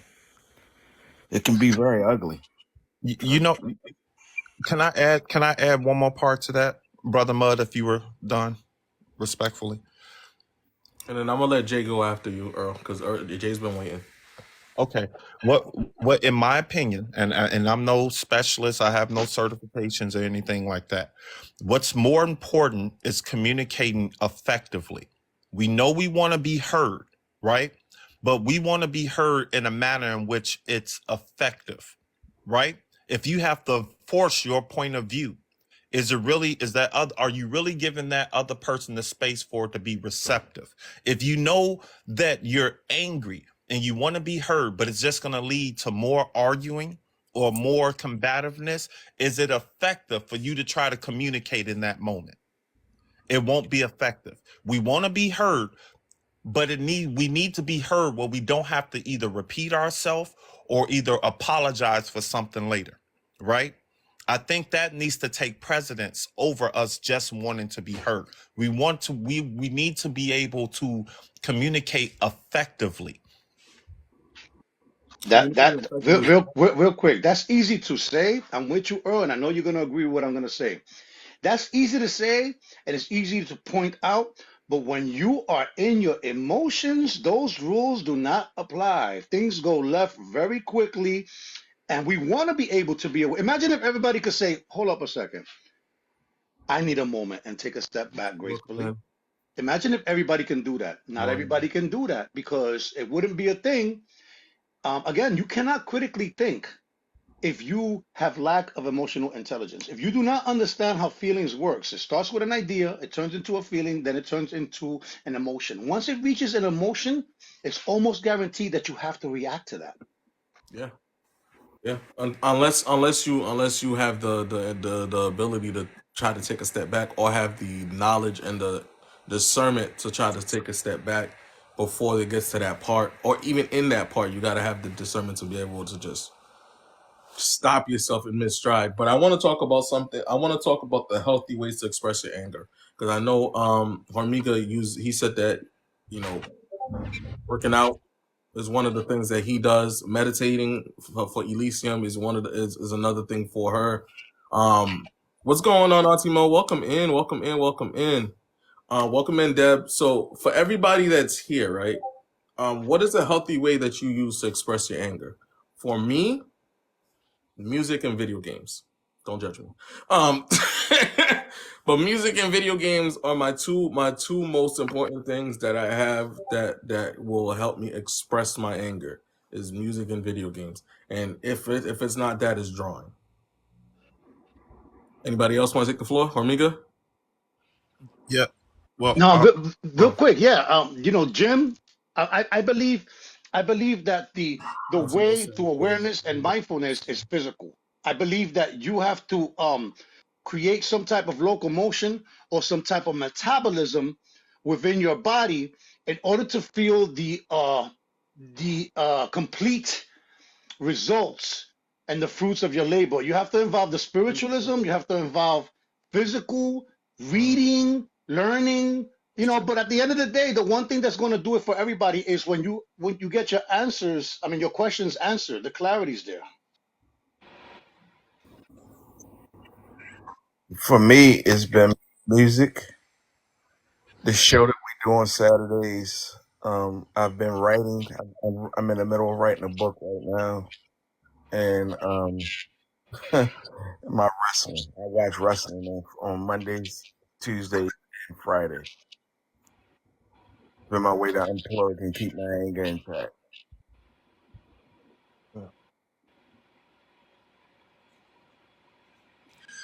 You know what? I'll say I don't know if mine's is more so like a coping mechanism or a defense mechanism, but me, I hyper focus on my work, right? Or whatever I'm doing, I'm hyper focused at that moment.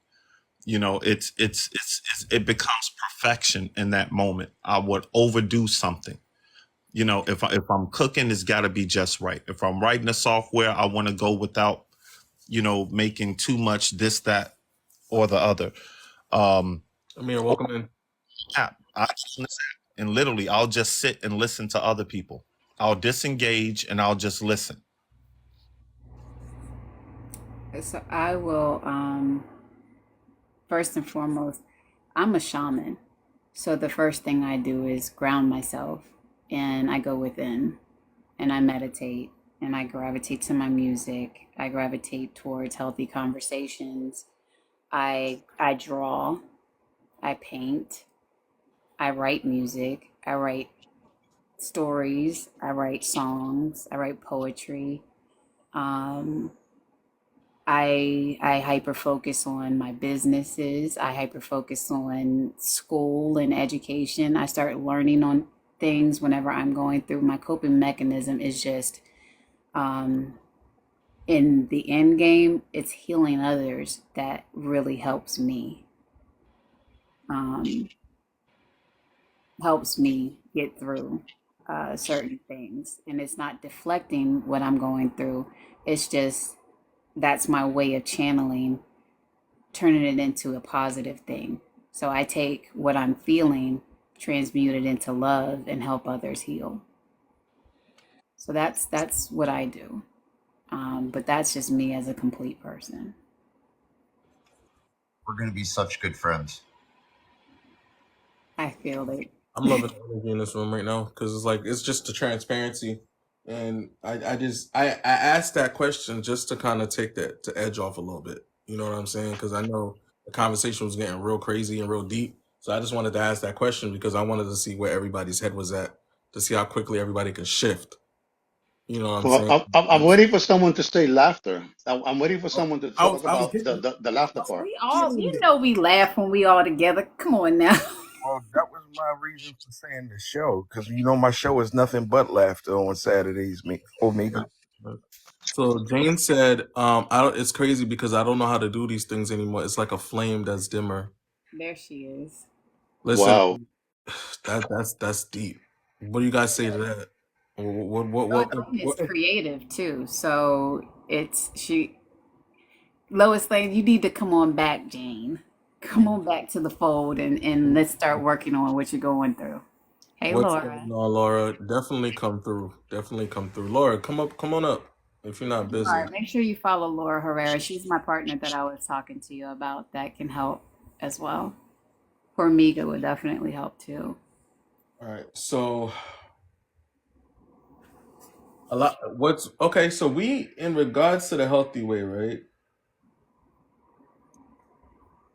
Be willing to forgive. What do you guys think about that? Mm-hmm. That also requires a balance. For me, And it's what I mean by that is, you know, sometimes we get so tuned out and so that we end up apologizing to everyone except ourselves. And we have to be able to apologize to ourselves for the dumb shit. You know, we all do dumb shit. And we had this conversation about perfection, that the person that fails the most is the perfectionist, Right. because nobody's going to be perfect. Now, that doesn't mean that you can't Hold on, yeah. strive. You know what I'm saying? That doesn't mean you can't strive to be better, to be more advanced, to grow. But more than not, the perfectionist is going to fail more than anybody else. Very much so. Very much so. Very much so. Welcome in, Laura. Welcome in. Just to give you a quick tidbit on what the conversation is, we're talking about anger management. It's a topic. Again, Yeah, it's something that can it's a be good. managed, Did you and see it's her something that's face? misunderstood. Her face lit Often. up like a Christmas tree when we said it. She said what? I told him, I said, I'm going through trigger training with Laura. And I'm like, and it's the best thing that could have ever, hey, Wilneria, that could have ever happened for me. And PBR says that we're going to be best friends. So I just text you about him. He definitely needs. So you know what? Now that you're here, Laura, let's talk about some of the precursors that one as an individual must do before they even start the training. And then, Laura, can you touch a little bit on what that training looks like?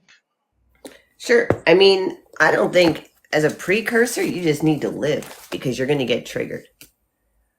Everybody gets triggered. What I think the awareness is, I think anybody who's in therapy, doing any type of coaching or counseling, I think you're already doing it. You're just not in your awareness. And a lot of people don't talk about triggers. And when they do, at least in my experience, a lot of people talk about how to manage them opposed to understand and disarm them.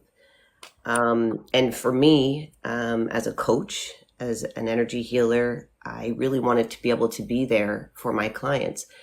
And when I had a lot of life unfold for me and, had that TBI and found out I was confined for several months by a doctor, that was a lot to unpack.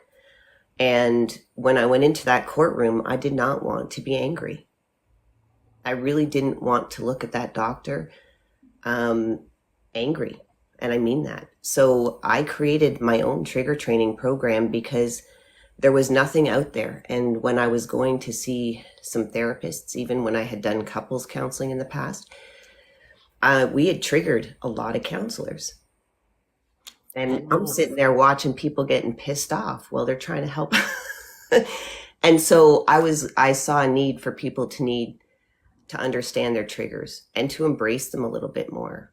But it's not an easy path for me. Again, I mean, Timika, if you're okay to talk about that a little bit, like I do focus on it. I do it with my clients, but I do it with a lot of coaches and psychologists and healers because there are challenges when they come through the door and people may have something and you don't want your experience to kind of get blurred in. But it's tough love, I mean, you have to look at yourself honestly, and that's the accountability piece. So it's understanding why you're being triggered, what the trigger is, what emotion, feeling is being triggered, where is it in your body, and where is this happening, and is it happening repeatedly? Because if it's something that's being triggered over and over, you want to look at that. Because to avoid the trigger altogether is just going to have you avoiding what you're meant to shift. Triggers happen for you because I believe, this is just my perception, y'all, that they're there to release. Which is why if we trigger one another, I think it's a beautiful thing if we can see that it's with love and a good intention, not with malice. So really all you need to do to begin is want to shift, but also look at yourself. You got to be okay to get out of the blame game because that only goes so far. Somebody has a question for you in the chat. It says, what if you're aware of all that, of what you're saying, and still fly off the handle? It's PBR. That's PBR. Sorry, I didn't even realize who that was.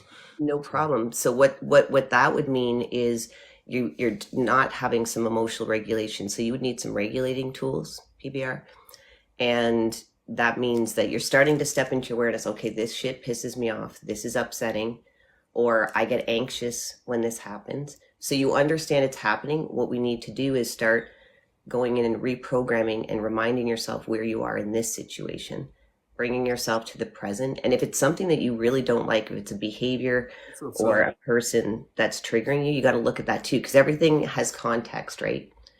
And so you got to look at what's happening for you. And then 100%, you want to look at starting to slowly understand it so you can disarm it. So you got to work on the flying off the handle part by starting to give yourself a pause, take a beat, use some regulating tools, and ground yourself to get in. How you doing, bro? Earl, you guys got a question? I need to find out how to learn all that stuff. Get with Laura and get with Mika. I'm trying. They will definitely, and get with Hormika as well. Right. They'll definitely guide you in the best way possible. Honestly. And Um. honestly, once you get a couple, guys, any of you, once you get one or two of them, you start being more mindful of them and you actually start appreciating them.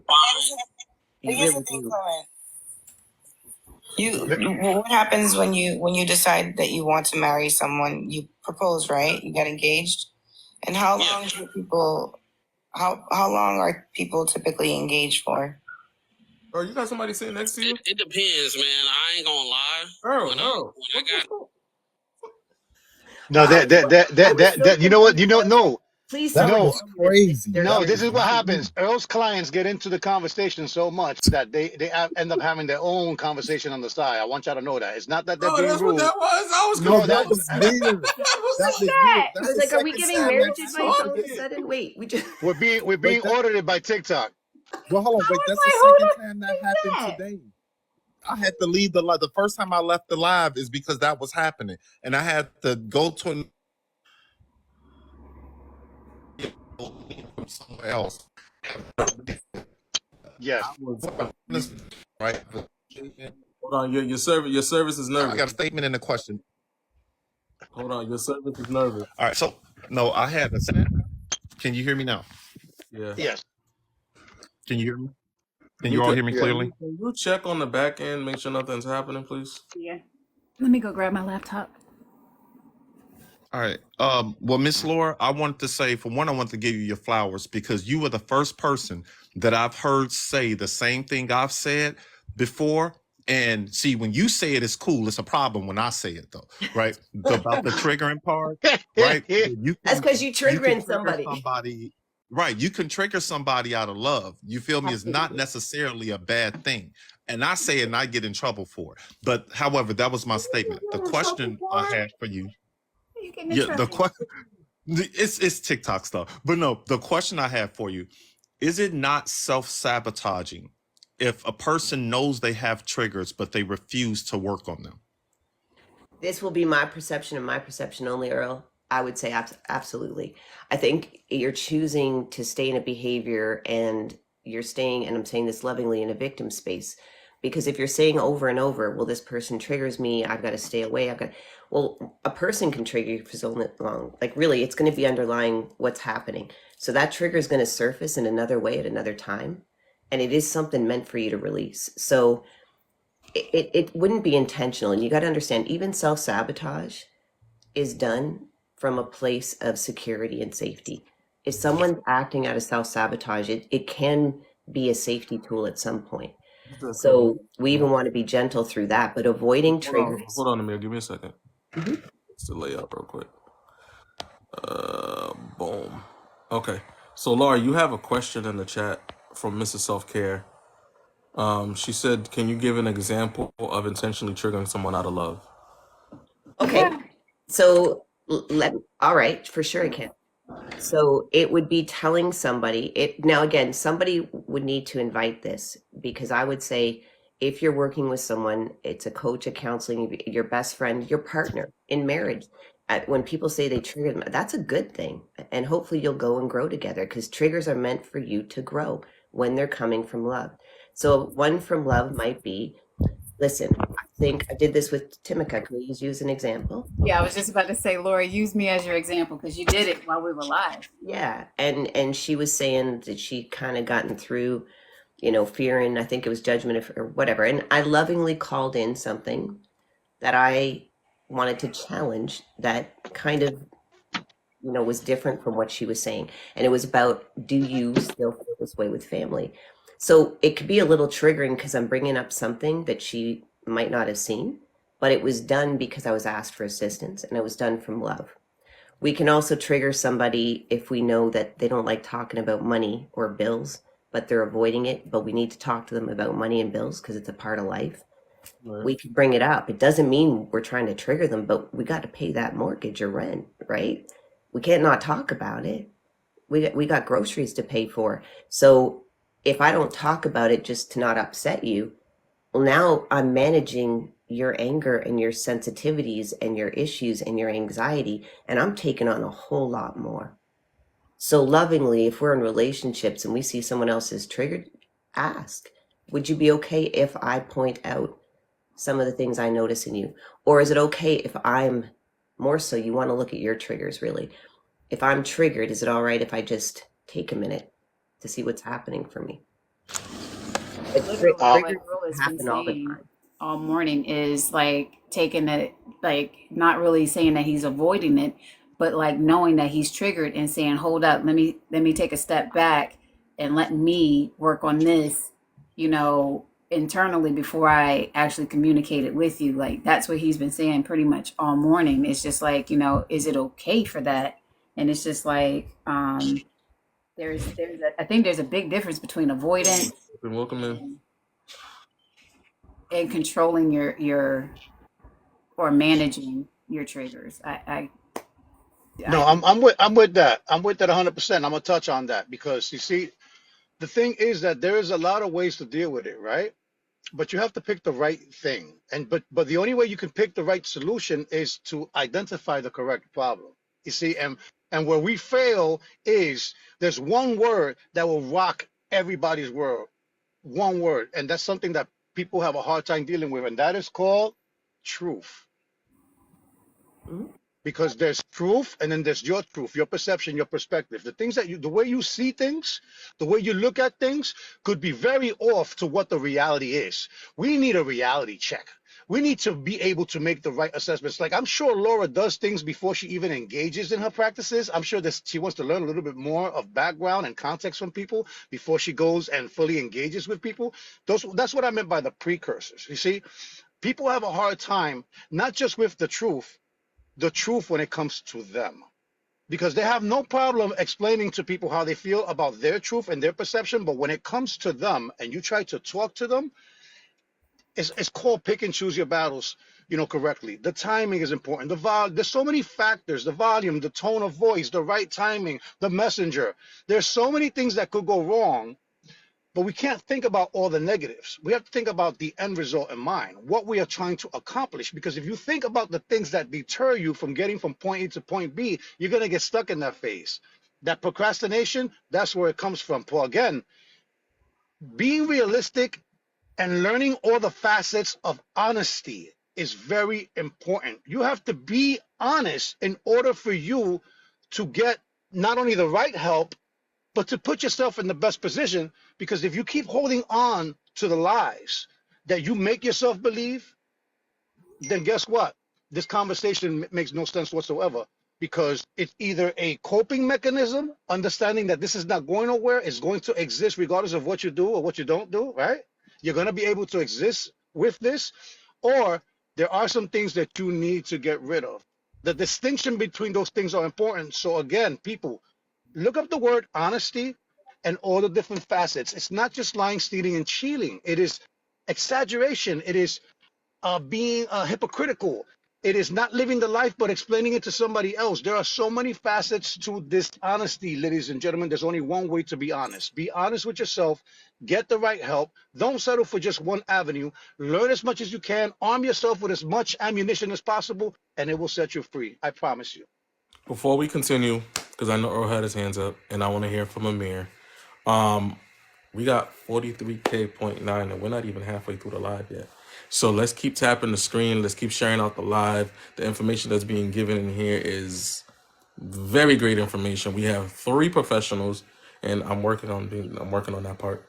Going to school. Hi guys.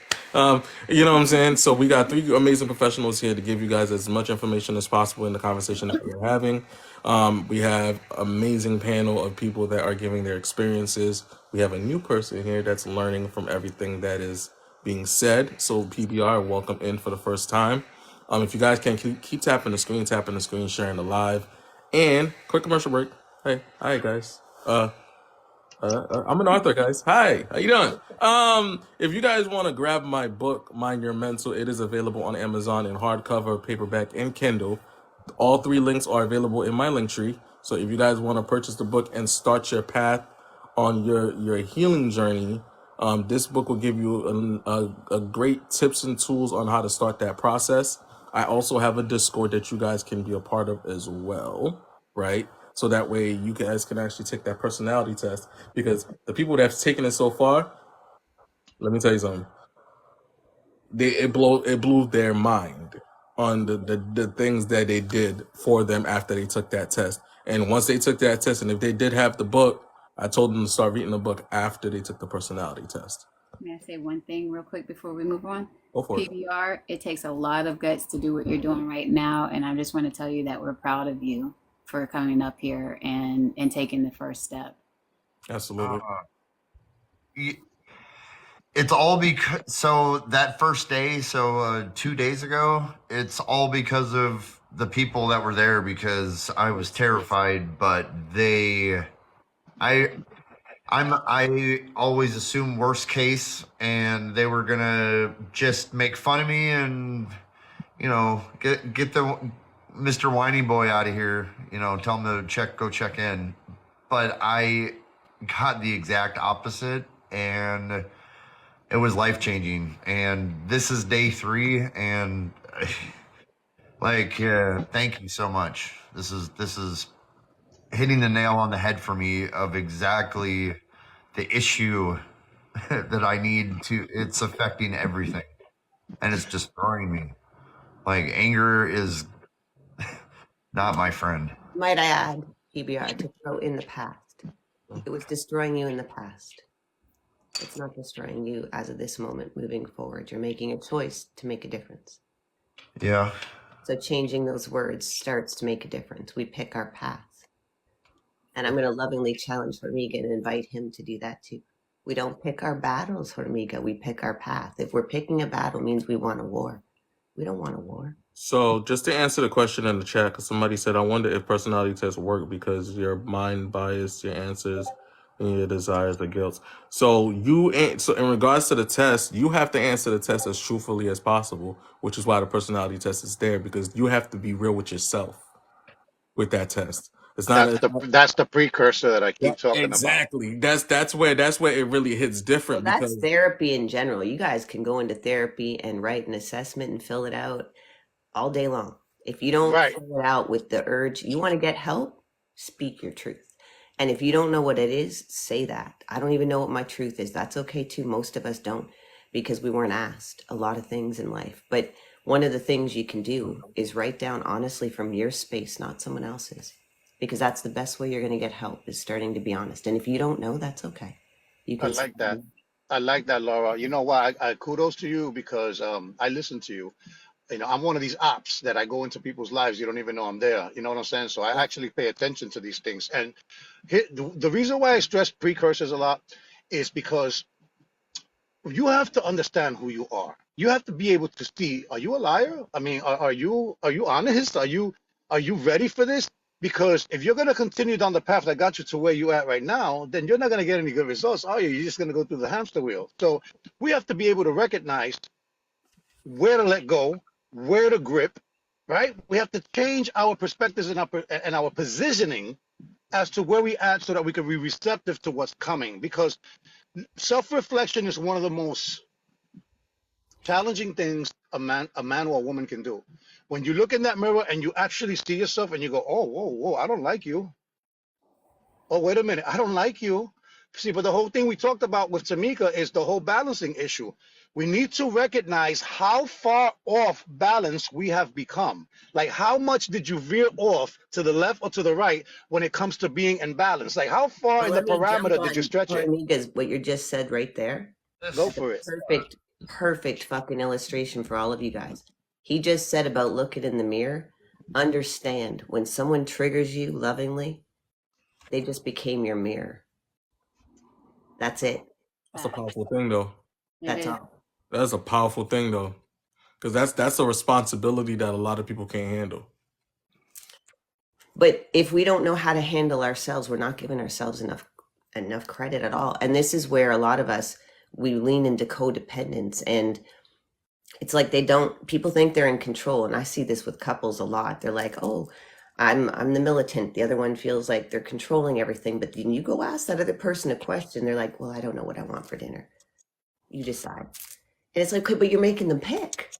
So you got to start stepping into a choice here. Where is your place? Where are we going with this? Because you could sit there and you got to own this stuff. And that means your strength.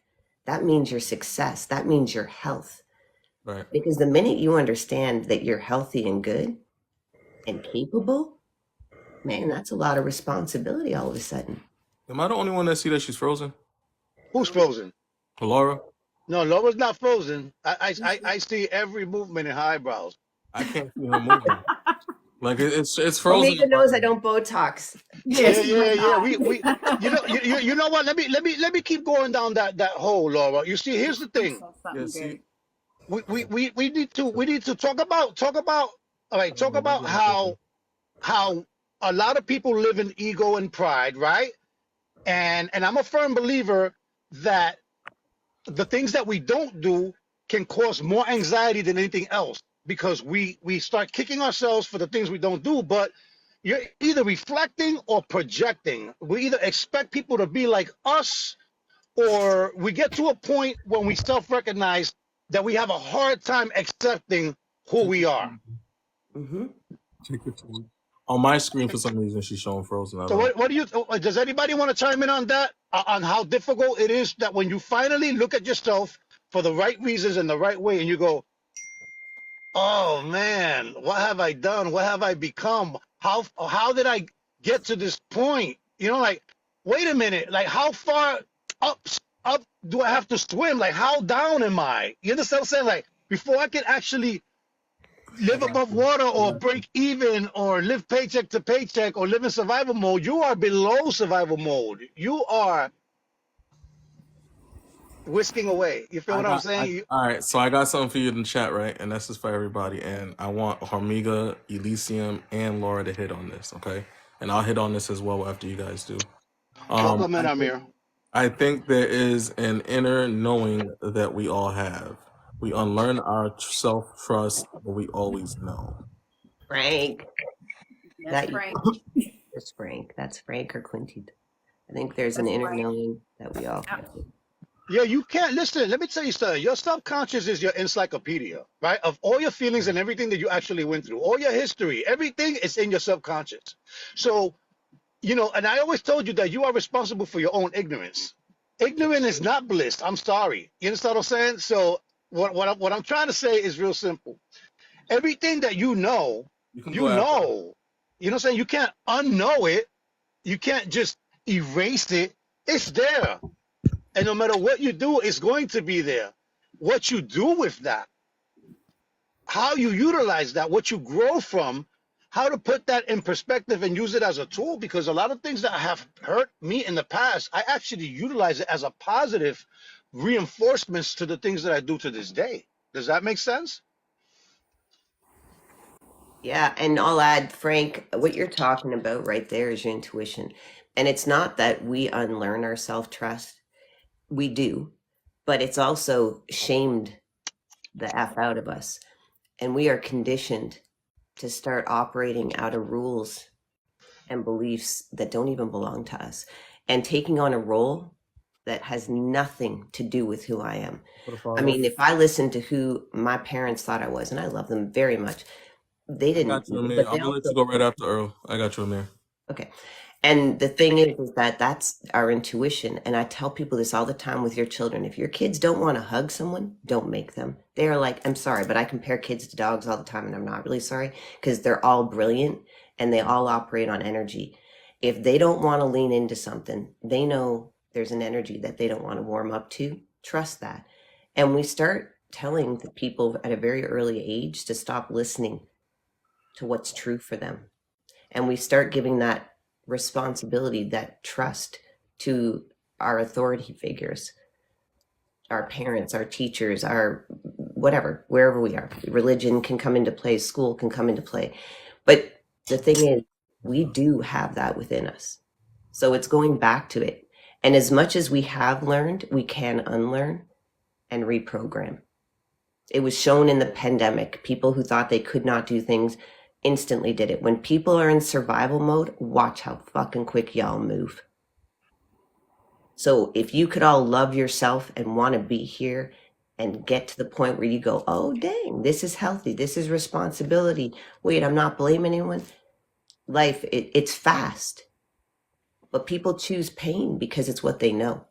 And it often is linked to a belief or a connection of love, safety, security, codependence. But man, loving ourselves should be the easiest thing in the world. It's what I freaking remind people every day.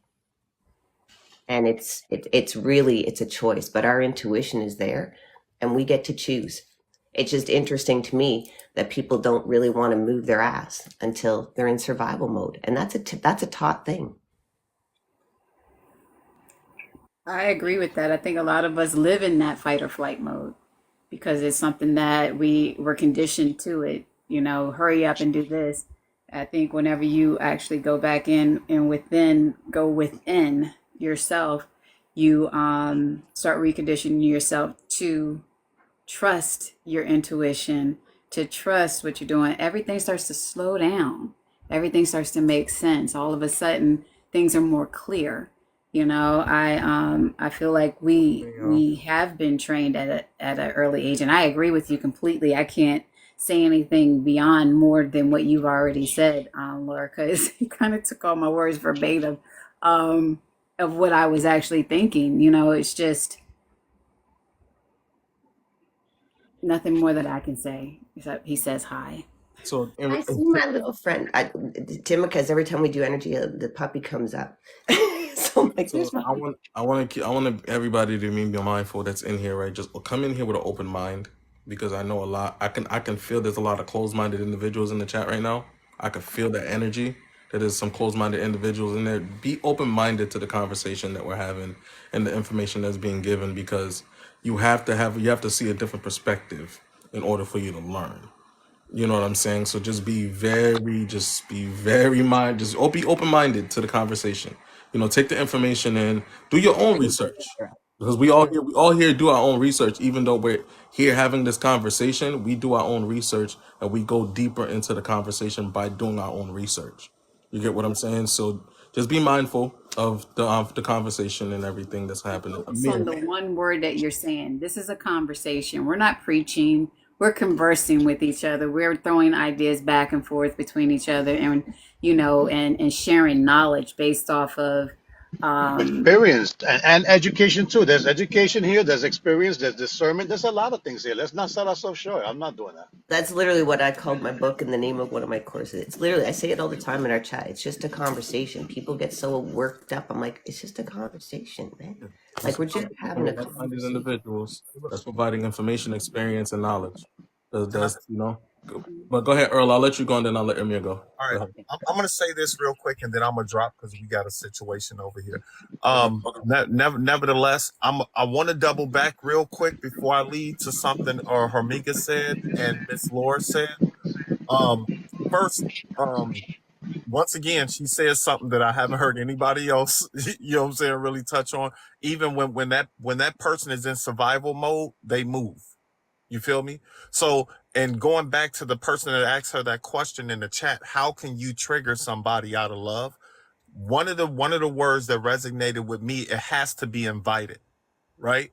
So once somebody invites you into that space, they have given you permission, right, to dive into their psyche or emotion, to get that reaction that's going to cause them to come out of their comfort zone and go and either be uncomfortable or go into survival mode. So then, like Brother Hormiga said, we can get to the truth, right? Because if people rely and they stay in that comfort zone, they have no initiative to change. You have to sometimes push people into that area where they're no longer comfortable, or they're in that fight or flight mode, or they're in survival mode. Because then there is reason for them to change, or opportunity for them to either shift their behaviors, their practices, or, you know, likes or dislike. I just want to point that out. Thank y'all for that. Look, we got a hurricane warning over here, and I'm about to pack baby girl up and we gonna move around. So I catch y'all on the other end. Be safe, Sending man. you love and light and Careful. safety. All right. Prayers and safety. Do what you got to do. Okay. So, Amir, go ahead and take the floor, bro. I know you said you've just been listening and waiting. So go ahead. You're muted. You're muted. Amir, you're muted. Yeah. Thank you, fam. You know I'm getting old. Hey man, don't even trip whenever I'm in the box, y'all, or waiting. Y'all know that I'm the cat that don't mind waiting. Some people be, well, I've been waiting, and then they get triggered. I don't get triggered by waiting. I On appreciate the that. contrary, actually, patience is one thing that's helped me. That word, when I really started dwelling on that word, what it really means, patience, it brought me to perspective. So a lot has been said. I'm gonna just say a couple things that helped me. So I'll give you part of my testimony because I dealt with anger management. I don't know if any of y'all ever dealt with it on my level. Maybe, bruh, what's your brother name? PBR? Because you sound like you really bout it, bruh. You sound like this shit is hurting you. Yo, man, I used to cry. I used to be so angry. And y'all knew I grew up in the inner streets of Los Angeles in the 80s. And I took my anger out on people and the streets and my community and my family. So I was your worst nightmare. So when you hear my testimony, please take heed. Please take heed. What's up, I Doc? don't like to brag about the bad stuff, but since the subject matter is relevant, y'all know I never really talk about my past like that. I always talk about where I'm at now. I have a peace of mind, or Mega knows that. That brother is powerful. Y'all need to listen to him. One thing he says that I always like to tell people that I use in my dialogue is balance. You got to deal with balance. And the only way you really deal with balance is if you're structured. You know, it's a concept you can deal with mentally and say, okay, I got to take care of this as much as that, da da da da. But unless you are diligent enough to pick up a piece of paper and pencil, I'm trying to show y'all, but Angela. unless you're disciplined enough to pick up a pencil and paper, like you were when you were a kid in class, when you were your best student, you were doing homework, you had a pencil and you had a paper. Unless you're, I'm gonna just be honest with you, unless you're willing to do that every day. If you're not willing to do that, you guys are you talking loud and ain't saying that. I always encourage victims or people who are dealing with anger just to keep trying, of course. But I'm a tough coach, and I'm gonna tell you the truth. If you're not picking up a piece of paper and pencil and managing your day, managing your time, writing down what you're doing, that's how you can identify your behavior, and the triggers become more tangible and almost you can grasp it, like, oh, okay, I know it's coming, or it happened that time, or this happened. See, I was a counselor for years, so I'm not just trying to blow smoke up y'all ass. And what I learned helped me tremendously. Just that time management thing alone, getting up and writing down my day and trying to manage my day. That way I can check myself in the mirror and say, hey man, you didn't do this part of the day you said you was going to do. You didn't do this part of the day. Or you can say, okay, I'll put it to the next day. Every day. I missed it this day. I'm not going to beat myself up. I'm going to put it to the next day. Give yourself some grace. So that's one thing that helped me. And the other thing that helped me, I don't want to be too long. I'll just keep chiming in where I can, but I know I can get long-winded. One thing that helped me tremendously I was a see him, prayer Mika. closet. A I see prayer him. closet. You hear me, fam? You okay? No, I can hear you. I can hear Okay. you. I'm just Yeah, I reading. was going to say a prayer closet. And you don't have to be a religious person to have a prayer closet. Prayer is meditation. You got to talk to yourself. You got to talk to yourself. And sometimes your thoughts can be overwhelming. So manage that. Sometimes. Have a time and manage for that. Talk to yourself and say, okay, I'm going to do that for an hour, 30 minutes, 15 minutes, and then go and this is the last part. You guys got to reward yourselves. After you go through some struggle, if you beat yourself up in your prayer closet or you writing down stuff all day, you got to reward yourself and find pleasure in the simplest things. That's why I put this picture up. I was in Hawaii and I was playing golf, and I've been playing golf for 20 years. I've never seen three golfers come out on the golf course with no socks, no shirts, no shoes, and and we played golf and we had the best time. I thought it was offensive at first. I was like, God, you guys is tripping, but then perspective, and it wind up being pleasurable. So you got to get outside, get some sun, try some new things, get some water, get some energy, get some exercise, all the things that obviously you guys know. But those two things I wanted to say, you gotta write down yourself, know your history, and then renew it, and then you can predict your future. See what I'm saying? It gets deep when you get that little piece of paper and pencil, and then when you're in your prayer closet, you'll know what to write. You know what's crazy So though, and I agree with I'm that gonna land because with that one, fam. Go ahead. when you get to that point of writing, right, you can't deny what you wrote. It's undeniable. You can't deny what you wrote because it's in front of you. Mm-hmm. I had a Amiga con- said I had, truth, right? I had Truth. a You can't conversation with deny a the few people. truth. Yo, I had a conversation with a few people, right, on the back end. They had came to me having just some issues, right? You know what I'm saying? And I'm like, have you wrote it down? They looked at me like I was crazy. It was like I said, no, it's a serious question. Have you wrote it down? I was like, it's good to express it. I'm here for you to express it and let it out as much as possible, but expressing it and writing it down is two different things. I was like, you got to you. It's a form of expression if you write it down, but when you look at it, that way you can analyze it and realize what's at fault and what's not. Because it's cool to be like, oh my god, this person did this to me. Ah! But when you write it down and you look at it, you're like, damn, why am I so fucking angry? Like, you know what I'm saying? Like May I that. interject something? Go go ahead, me. Even writing stuff down gives you something tangible to see where your growth is as well. Absolutely. And I want to get That's to that that that's question. the word. That's the word that I wanted somebody to say. Growth. That's Amir. That's the word that I was gonna throw in the blank for you. It becomes tangible, something that you can measure, something that you can see, touch, feel. That is part of your senses, your five senses, right? I got a question for everybody here, right? And everybody can answer this question, so we're gonna take turns doing this. How do you deal with the pain you potentially afflicted during those angry days? I don't. How do you deal with the pain that you cause? Yeah, that you caused during your angry days. I mean, we talk about this all the time, man. You have to forgive yourself, and you have to forgive the people, not just the people directly that you hurt, or Yes. everybody that was involved. You have to learn your role Reparation. and what you Yeah. did That's right. completely. Everybody that was involved, no, nobody takes account, for that. But here's something that's really interesting, my brother, and I want everybody to continue to think about that. But I want to wrap a couple of things up. First of all, Mudfoot, the way you spoke earlier, I'm proud of you. The way you speaking now compared to you were speaking before, I'm proud of you. Laura, I like you. I don't like a lot of people.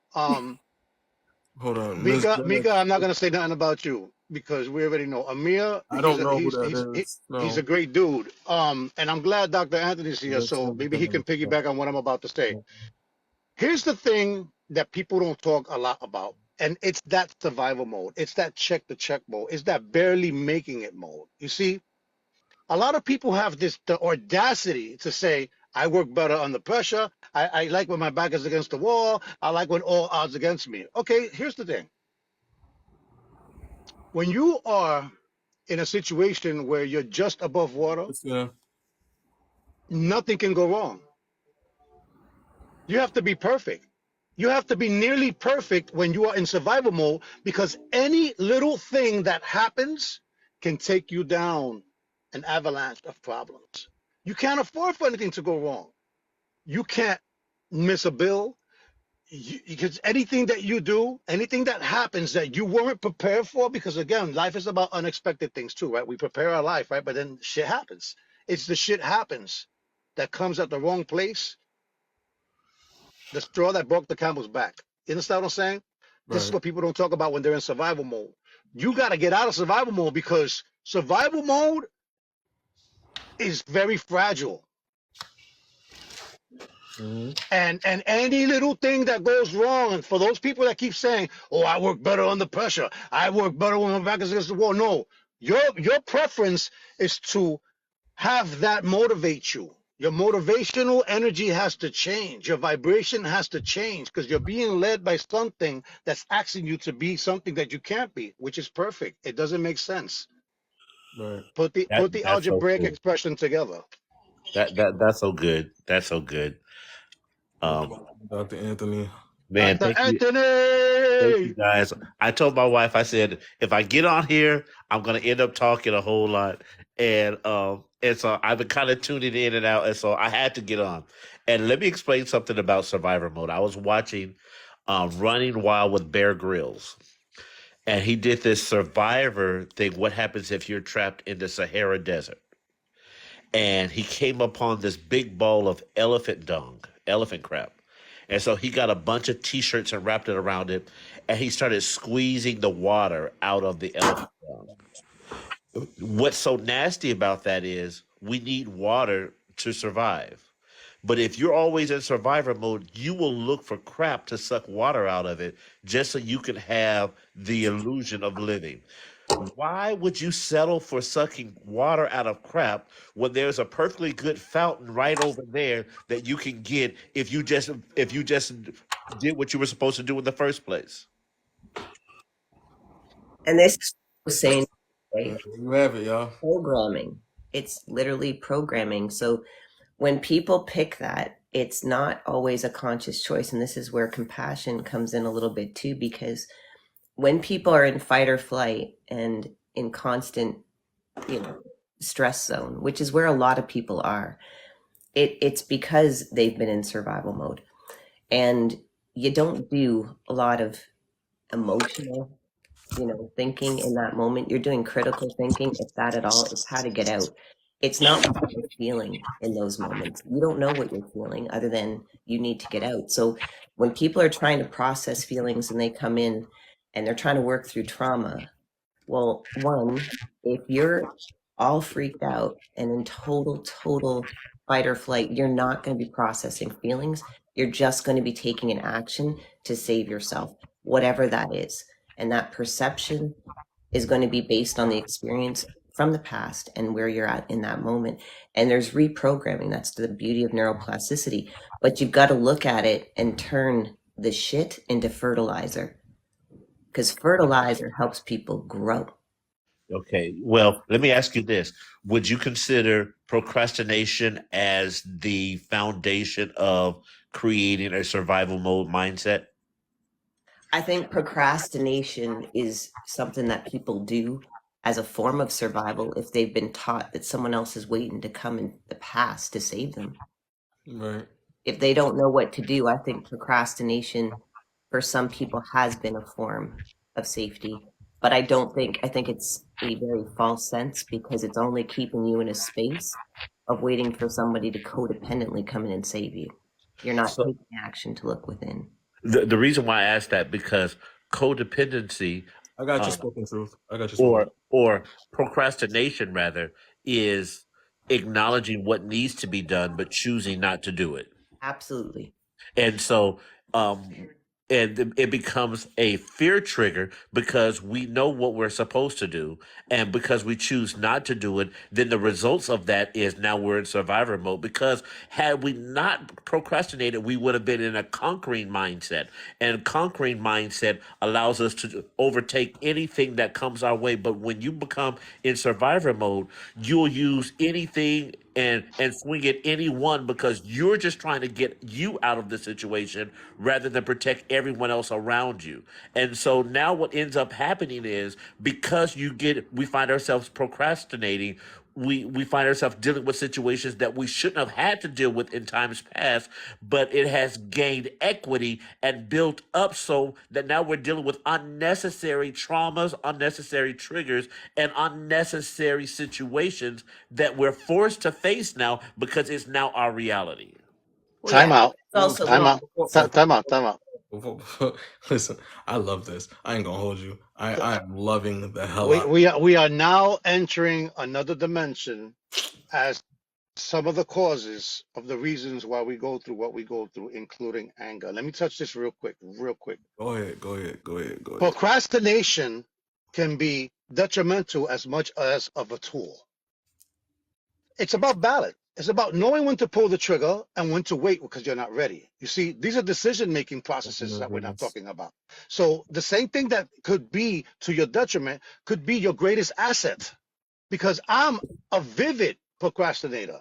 And I'm gonna tell you all the reasons why a person, not that I can be a procrastinator, because I can't speak for everybody else. I'm sure there's people that could chime in on this.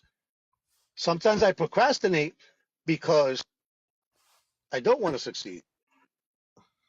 Ooh. Ooh. We're gonna go one of the there. biggest Before reasons. before before I let you powerful individuals here go, Spoken's been real quiet, and I know his brain is flowing right now. So I'm gonna let Spoken go, because believe it, because for those that don't know, Spoken is our first ever testimony that we had on this platform, first ever. So Spoken, take the floor, my brother. Greetings, everybody. I hope everybody can hear me. Wow. We Is get this, we're having a little bit of hold on 1 second. Can you hear me good? nope, still A little more delay. yeah, just a Oh little bit of man. static. It's been happening a lot on TikTok, huh? Like the static thing. I don't know what's been going on. Oh, you know what it is?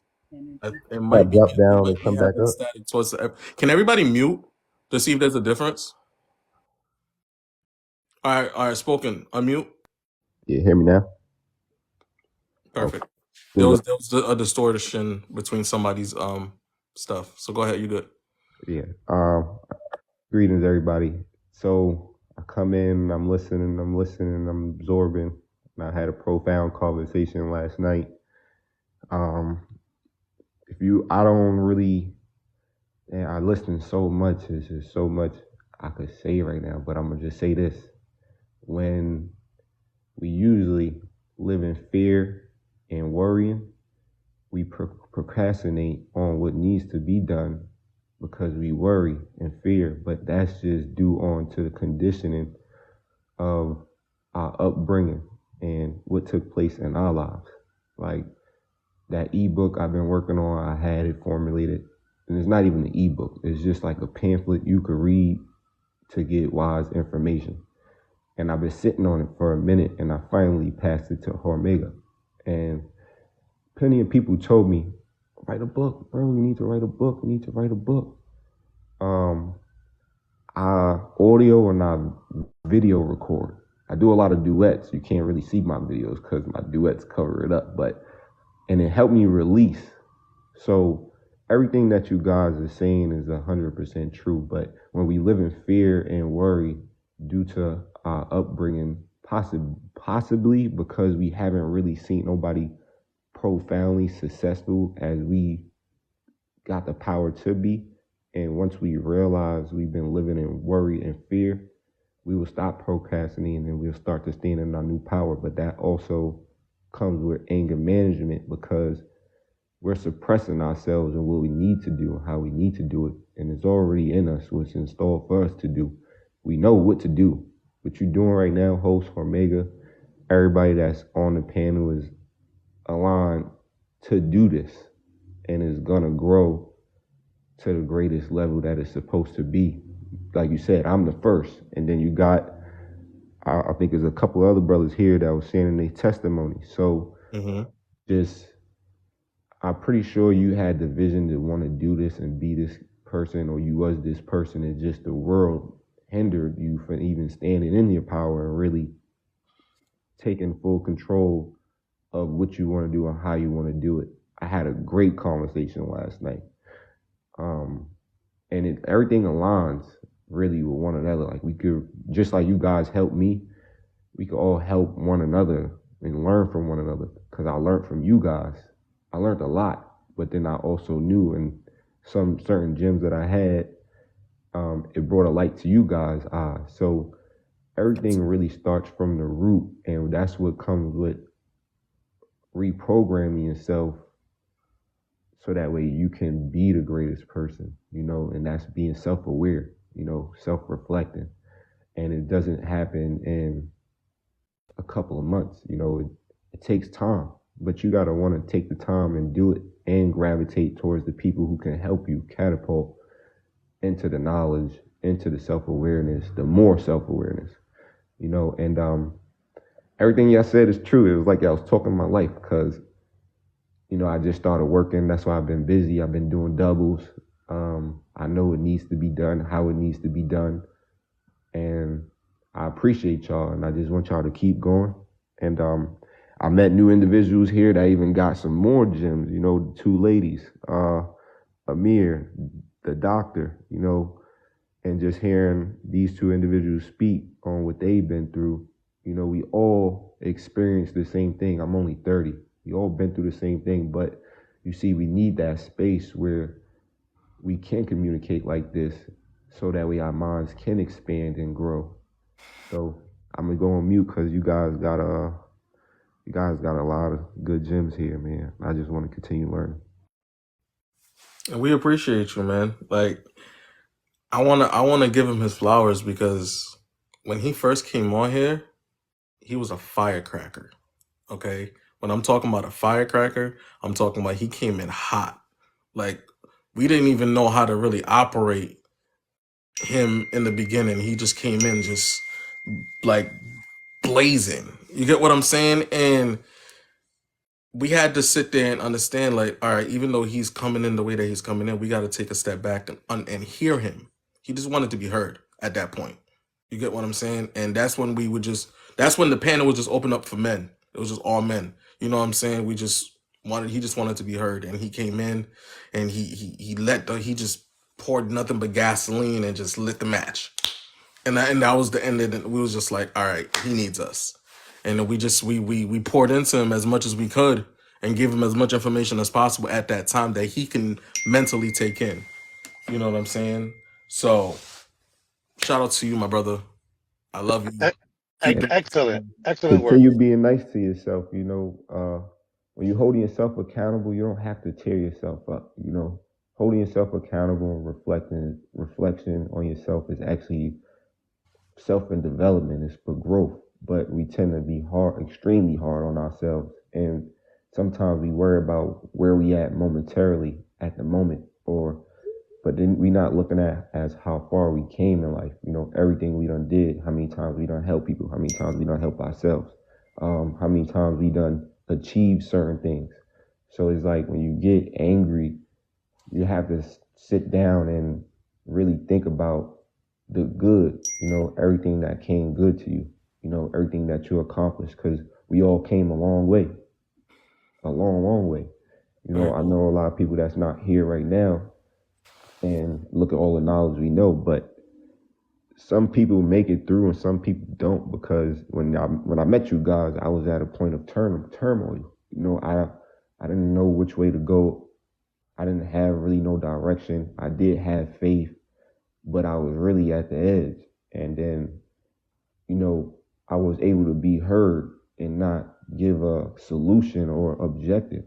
And then I checked back in later, and then you guys seen where my mental was at, where my mindset was at.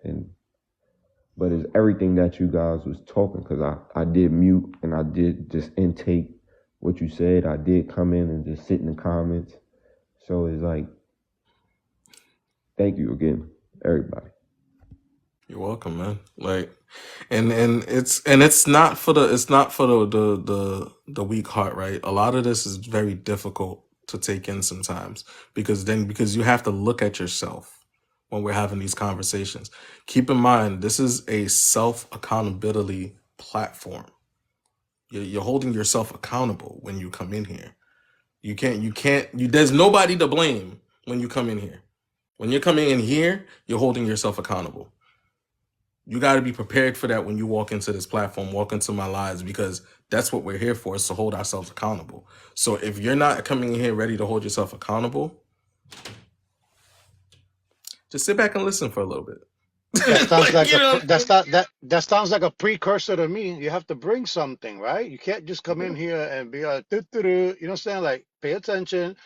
I've been there. Look, you know what? I'm jealous of Spoken Truth. I'm jealous and I envy him. He's 30 years old talking when I was 46. I didn't start growing up until I was 45, 46 years old. And this man, he's 30 years old, outshining me, showing you, Spoken Truth, that you are already ahead of me. It's up to you if you want to remain ahead by continuing down the path of growth, my brother. all right. So Agreed. I wanna. Hmm. Mika, I feel like Mika wants to say something right now because I could see it in her face. Yeah, So, I see it. It's in their eyes. yeah, you see it, right? She wants to say something. So go ahead, Well, Mika. I I'll was let gonna you take say it. real quick because Laura is gonna need to go and start her coffee chat live with Right. Lauren, it was a she pleasure was supposed meeting to you, go and I live want to about a definitely half an connect hour with ago. you. So if we can let her say her closing thoughts, that would be amazing. Go But I ahead. do Okay, have something perfect. to chime in with Hermiga just for precursor, and then I'll be going over with her as well. Go ahead, Laura. Mika, listen, I want to hear what you have to say. I'll wait. So about procrastination. Now Before you already know what I'm about to talk about, Laura, but procrastination. And everybody, welcome in. I through self-reflection and knowing that and growing. Y'all know I've been in school and I've waited to the last minute to get everything done because all my life I work best under pressure. We heard those words, right? Welcome in, Mike. Thank you for coming Yo, in. Mike, welcome in. However, my best work for me comes when I'm writing. That's writing, right? Everything else in life, I can't procrastinate with that. Like I like to be on time with things. I like that. But it's just knowing and using procrastination as a tool sometimes. And um even Frank touched based on it. She said, sometimes I use procrastination as a time just to slow down and rest. That's what it was her comment. And I said, I was just thinking the same thing. Um, and that may be procrastinating about cleaning up my house, but is that really procrastinating, or is that just maintaining my mental status and maintaining my mental health by just saying, I need to just rest for a minute and listening to my body? So it's just, there's like a little whatever. I can go on and on about procrastination because I feel like I've lived there for a while, especially with school. Um, but yet I'm getting it done. I got You you, know what I bud. mean? So it's am I really procrastinating if I get a 4-year program done in 18 months? No, I'm not. Hmm. Do you see I- what I'm, I'm saying? I'm with I you. see I'm what with you got. you. This whole procrastination thing, it can be simple or it can be complex. You have to understand the reasons behind your procrastination, because Right. if there's a reason behind it, you need to face that reason. You know what I'm saying? Maybe it's a delay by choice, but most procrastination is something of knowing that you can do it and you don't. That's why I always tell people, writing down a checklist of things and accomplishing those little check marks after will feel so fulfilling. And yet, when you don't do the things that are on your list, you become anxious about the things that you didn't do. Right. Procrastination is right in that area. Procrastination, again, can be a tool, but that's, again, if you know how to utilize it. I'm gonna hold back on this. I'm gonna hold back on this because right now I need something else before I perform that in an eloquent and a functional manner. I may be missing something. You Yeah. understand? So you need to True. identify the bits and pieces. This is called planning. This is called scheduling. This is called time management. This is called leadership. It's called a lot of things, but whatever it is, it's something that is your due diligence as a human being to do, to stay out of the comfort zones that lead you into survival mode, ladies and gentlemen. Hmm. And So Omega, I noticed sometimes that's a phase for you to get organized to learn because, like she said, right, Friday, 2 Fridays ago, I mean 2 Thursdays ago, I went for the interview. They told me I needed to get my FO2.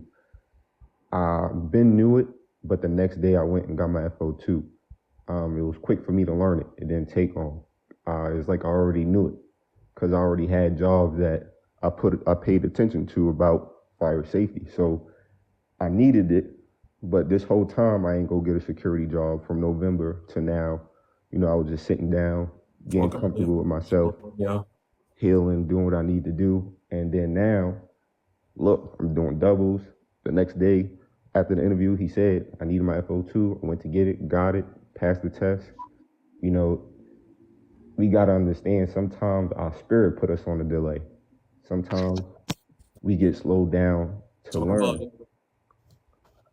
But Divine we timing. already know the difference between delay and procrastination Yeah. Hmm. because they're not the same. Hey, if I can lovingly, before and this is where I do what I'm going to lovingly call bullshittery on a couple things, because I think people are leaning into the word. So I do it because I'm like, procrastination if is a choice. If you are stepping Right. into procrastination and you want to use that, use that. But I'm going to say to Mika right now, and Frank, if you're in here, you already know I'm going to call you in. That's some bullshit. Leaning back is a big difference between pushing forward and pulling back in your healing journey. Yes. That is a discernment. That is a choice. Right. It's an action. What's up, Kenny? If you give power to procrastination and say, oh, Like maybe I'll get to, no. That's avoiding. And when we procrastinate, I procrastinate on ironing because I don't really care and I don't love ironing. But that's a choice, He's cooking. right? But I'm just saying, it's if we're taking time to hold back, if it say for your course, Timika, you could move through it as fast as you'd like, but you gave yourself a deadline and you could also hold back. Mm-hmm. And then you also you got your certificate, you got the certificate, but then I'm like, I don't hear you saying it. Where are you calling it? Where's the name? You got to own it. You got to say I'm a shaman.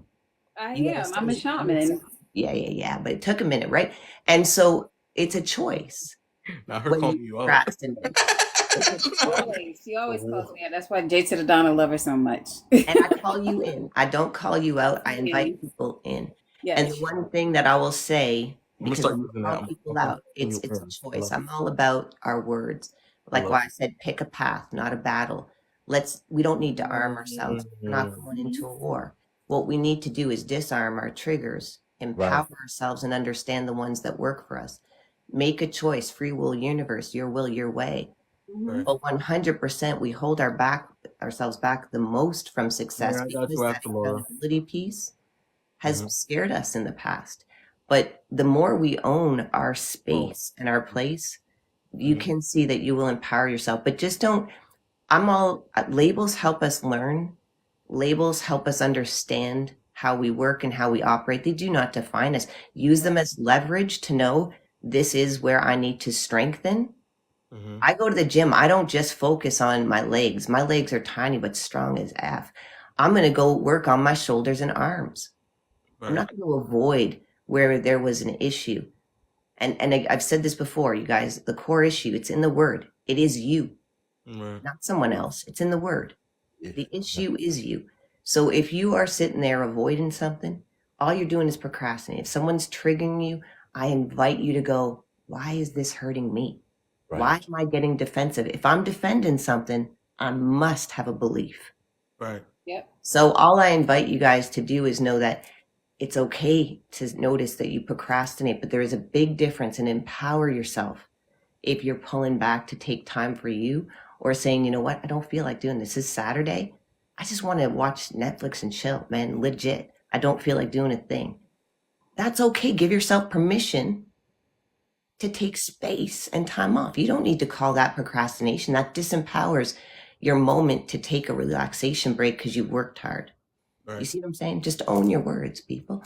Before, And I love you all. And thank you for everybody who came in here from my group because I know I was a little late. These guys distract me in the best way. For me, guys, love for you. All of you guys, much respect. I really love being in here. Dr. Anthony, same with you. I haven't gotten the pleasure to be in a box with you before, but I look forward to having more conversations like this. All of you. Amir, it was Yes, nice most to definitely. PBR, I look forward to right now. talking with you, Mudra, always. So I really love being in these conversations. It is not procrastinating. It is a choice to be here. And now I'm going to go divinely pop in on my own live. We appreciate you, Laura, sis, all the time. We I love you love guys. I'll so see you soon. much. Thank All you. right. Thank you, Laura. Let's Everything go. Laura just said was everything I think I was trying to portray when I was saying, was I really procrastinating or was I just putting myself under the pressure of knowing that I work very hard when I have that deadline, right? That's Because what triggered Dr. Anthony.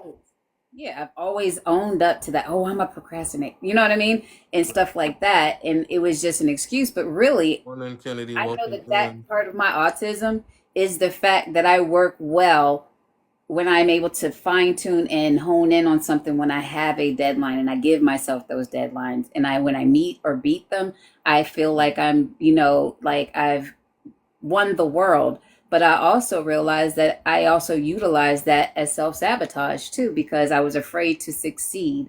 And when I started opening up and realizing, she even said it took me a long time to even tell people publicly, I am a shaman. I say it all the time now. I am a shaman. I own it. I live it. I encompass it.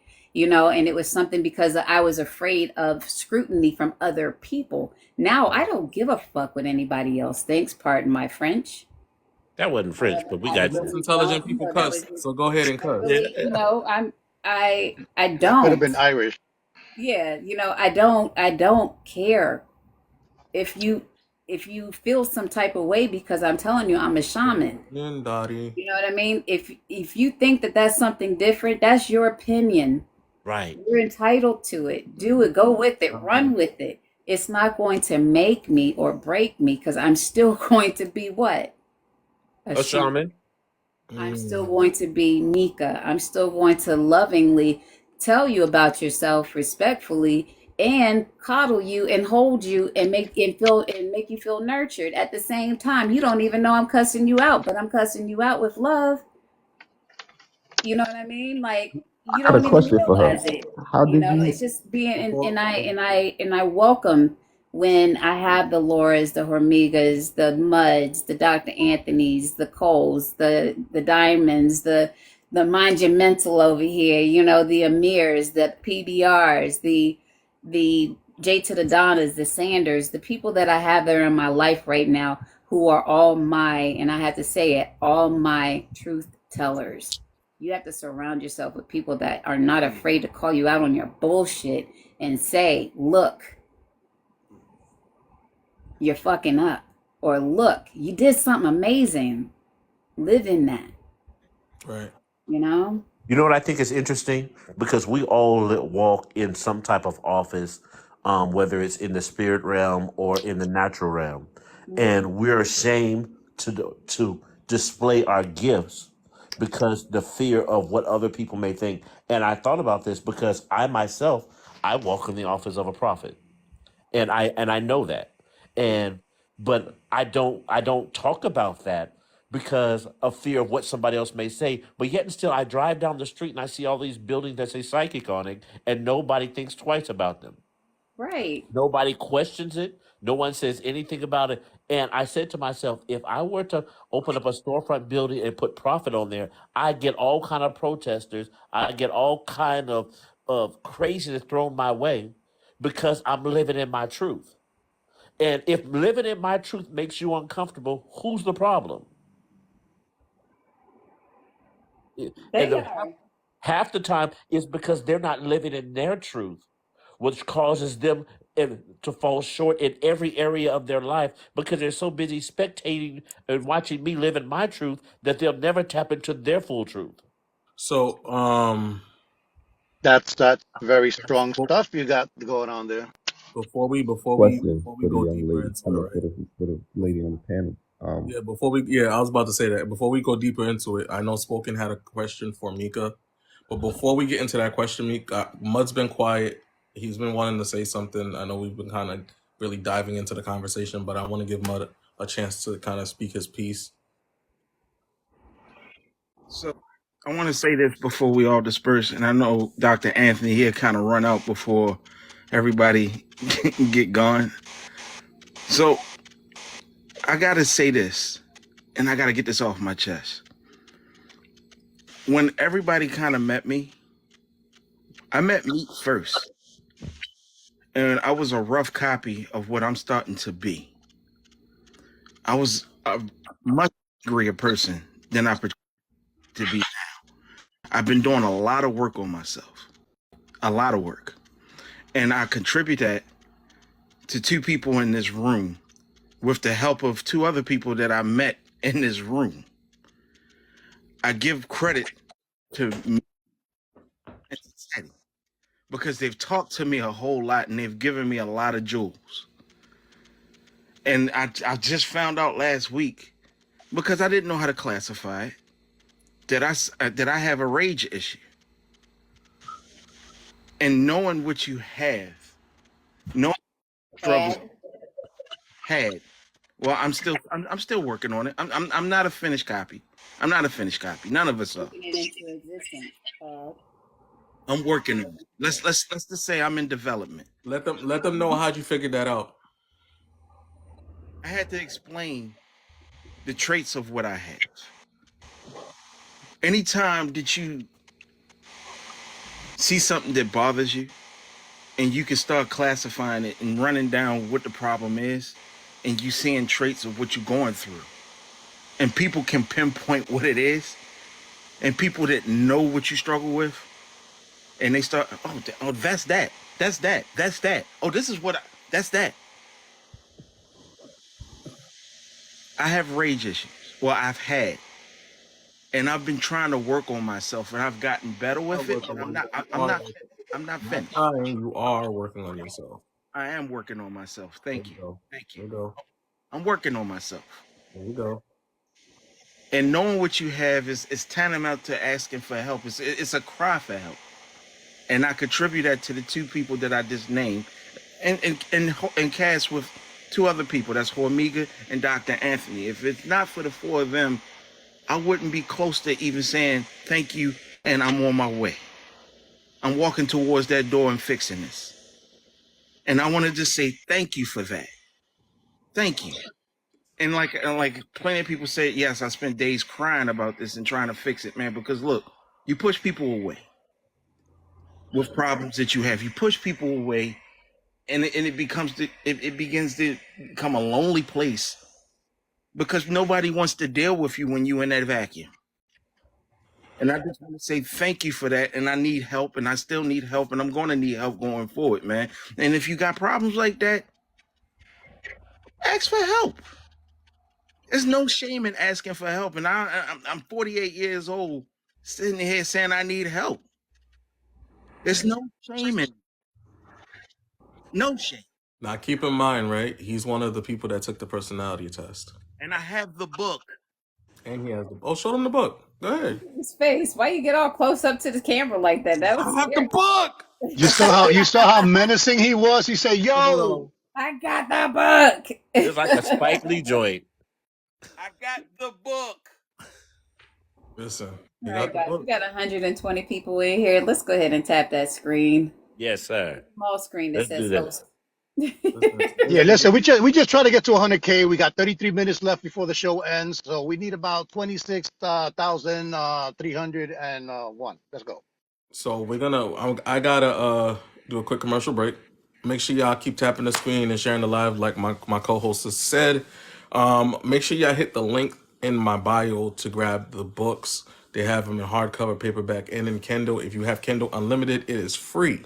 So if you want to grab the book and kind of give yourself a different perspective on your healing journey and your process, that book will give you just that. Just know when you read that book, be open-minded and realize that the work that you've done is not the only work that needs to be done. Hear my words. The work that you've done, do not exclude the work that you've done, but the work that you've done is not the only work that needs to be done. That's good. That's good. I learned from you, man. God damn it, because y'all ever hear him talk when he does his analogies? You be like, like, you know what I'm saying? I've dropped many dishes Listen, in I'm, many I'm of the trying things to that this. tell you. I swear to God, I have dropped dishes. I was on mute and I dropped the dish the last time, so I'm paying attention when he speaks. I'm ready. Yeah, absolutely. I've learned a lot from you, man. Dr. Anthony is one of the first people that actually came on the platform when I first started it 3 years ago. Him and Man, Relationship Gumbo. man, listen, I'm just grateful to be I just want to hold this I want to hold the spotlight on you. And whatever I can do to help you shine, that's what my goal is. Because I'm gonna tell you this, real talk. I have been in areas where I know that it was my season to be on that stage. And the people who said that they were supposed to support me were jealous that I was on the stage. And I have been on stages with major names around this country. And if you notice, you don't never see me name drop. You'll never see me with any type of celebs or because my whole goal is none of that, me name dropping or photo ops with major people does nothing for the lives that that I'm trying to help. And so I'm all about, man, if I can come on here and just contribute to the greatness, if I can just be an ingredient to this amazing recipe, I'm all about it. I don't need I just want to be the cumin in the gumbo. I just want, I don't need to be the sausage or the shrimp or the chicken. I shucks. I just want to be a piece of celery. Whatever it takes, I just want to add to it. You was the seasoning to this dynamic, okay?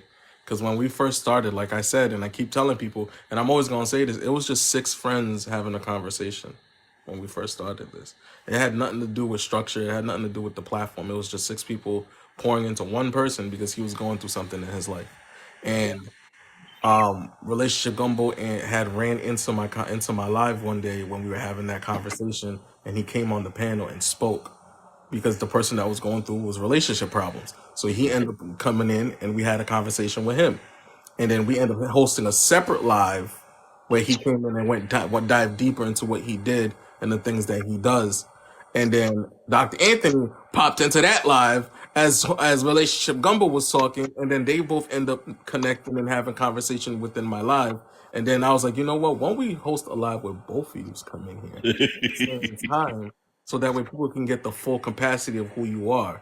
And then that's when we met Hormiga. Like, and then Hormiga ended up popping in, and then it just became this dynamic of just great minds and individuals. I You know what I'm always keep saying? getting left out of this equation. Listen, hold on, wait, I'm You not know what I done. mean? Like, was I just a fly on the wall? Because I I'm could have not done. sworn.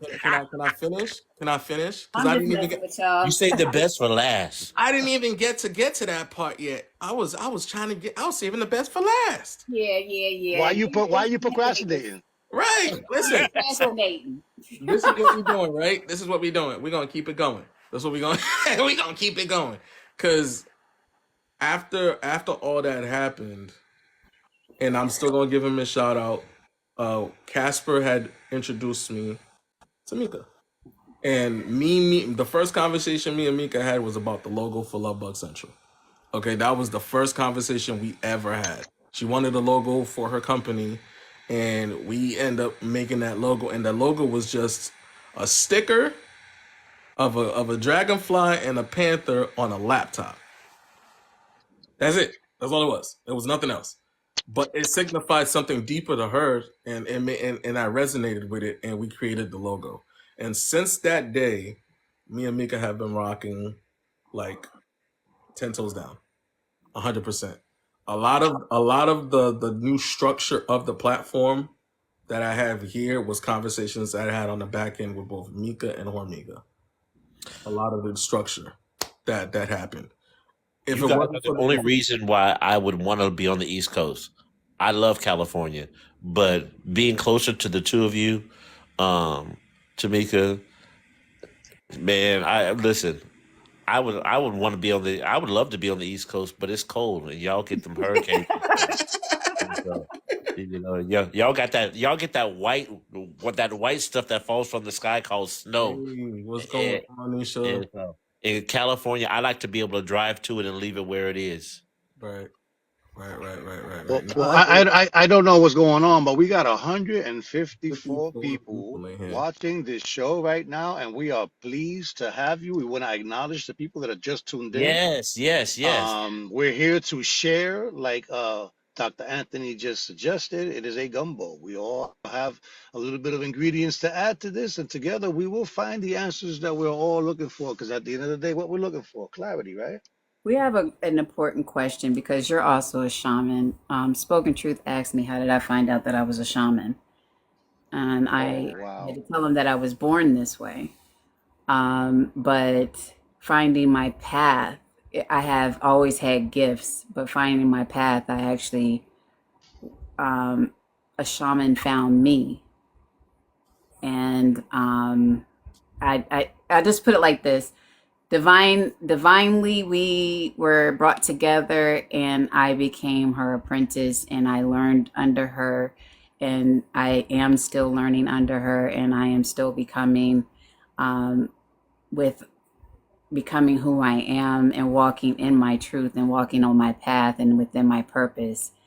Um, Along with a lot of choice people who have been placed in my life, Ramika being one of those people, on Thank you this for the journey. comment. I mean, pretty much the people that I named have all watched me metamorphosize into who I'm becoming right now, because I'm definitely a totally different person than I was a month ago, the last time you and I spoke, Ramika. That's beautiful. That's so beautiful. You And know what? There's a book by the Dalai Lama and the late Bishop Desmond Tutu. They wrote together. It's called The Book of Love. And I highly recommend everyone read this book. It's funny because I referred back to this book over, Tamika, a conversation I was having about you. Someone came on my, sent me a message. How can you be friends with someone who's a shaman and she does all these crystals and she, all these other things and you're a prophet and you're the man of God and how can you be all this? I said, you know what? I said, when it's all said and done, we have the same purpose. I said, how my mode of transportation is different than her mode of transportation, but we're on the same road. yeah, and I like to kindly remind people there's only one. Right, There's right. only one. And And the book of love, and I told him about the book. I said, the book of love. I said, imagine this: the Dalai Lama is is sitting with the Archbishop Desmond Tutu at the Dalai Lama's 80th birthday, and they're having this full week of celebration. And one day, the Dalai Lama is leading the bishop through a meditation that normally folks will be like, I can't believe the bishop is in a meditation with the Dalai Lama. But then on the next day, the bishop serves Holy Communion to the Dalai Lama. And the two of them, they're saying, our common ground is love. When it's all said and done, our only job on this earth is to love people. And we have to get to a place where we have to stop allowing things and mindsets to divide us from the core foundation of humanity, which is love. right.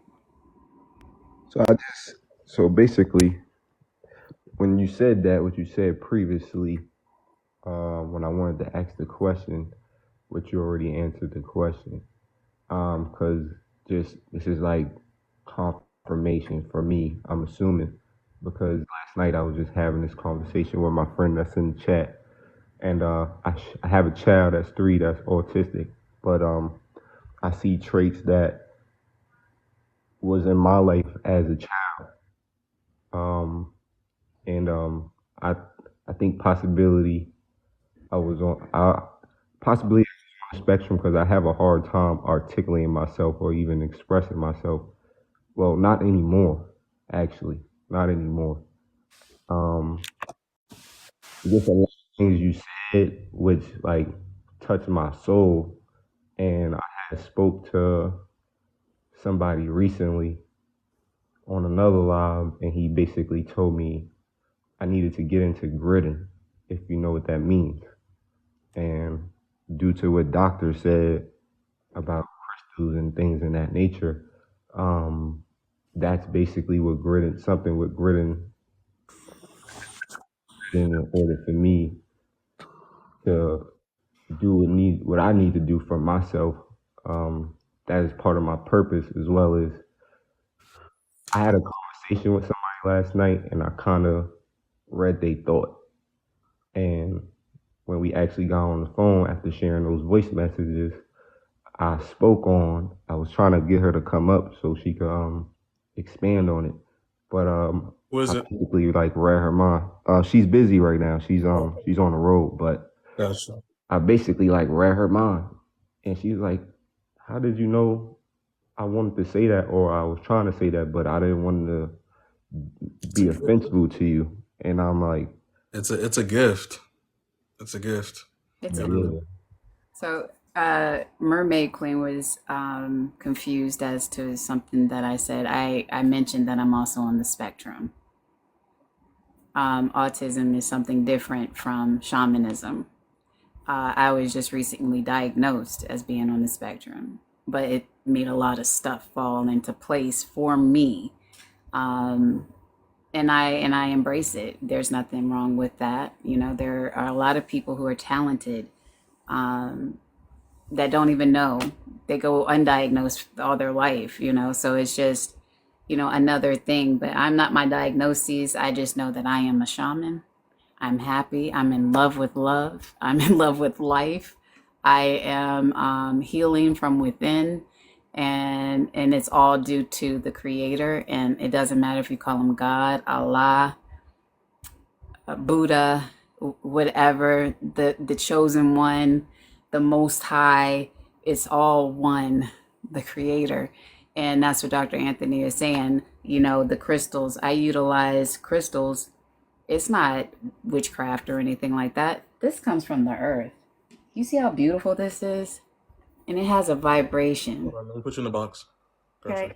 See how beautiful this is? And it has a vibration because it comes from the earth. God gave us this to utilize. You just have to be open minded and know, you know, the bowls that I play, these are 100% crystal quartz. Okay, these are crystals, and I play them, and they give you beautiful music, sound, and it's a frequency. Everything that he has, your mala beats, I mean, everything that we have around us. When you go out and you listen to the earth, and you just go and you walk barefoot in the sand or on the in the grass, you're becoming one with earth. Who created the earth? Yeah, that's what I'm saying. This is a confirmation, like what you got. Like I keep saying, what you're doing is profound, and this just gave me confirmation. This just gave me clarity.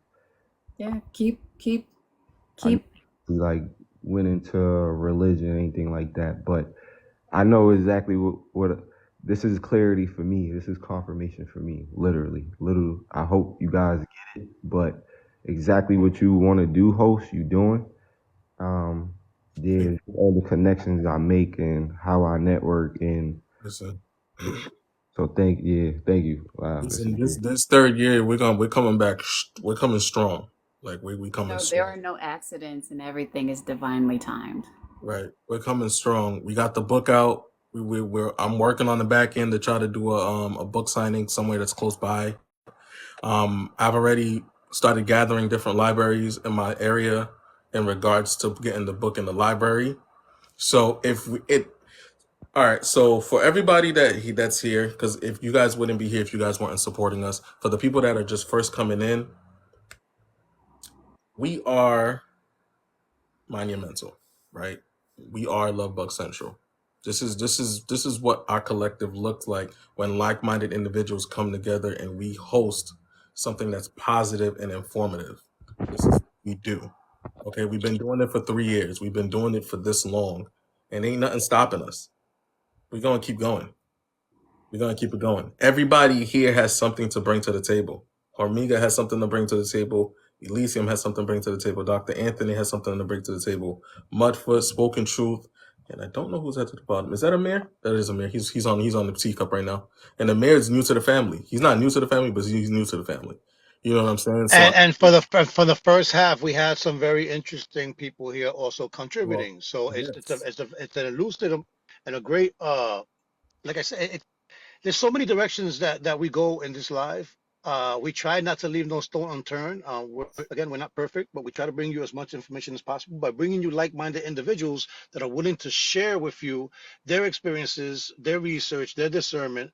Now, it's not just anybody we want up here. We want people that really actually know what they're talking about. You know what I'm saying? And someone Oh, that can be Laura, honest listen. and Laura be held is accountable. You know? So Laura is definitely new to me, but it's not new to Mika.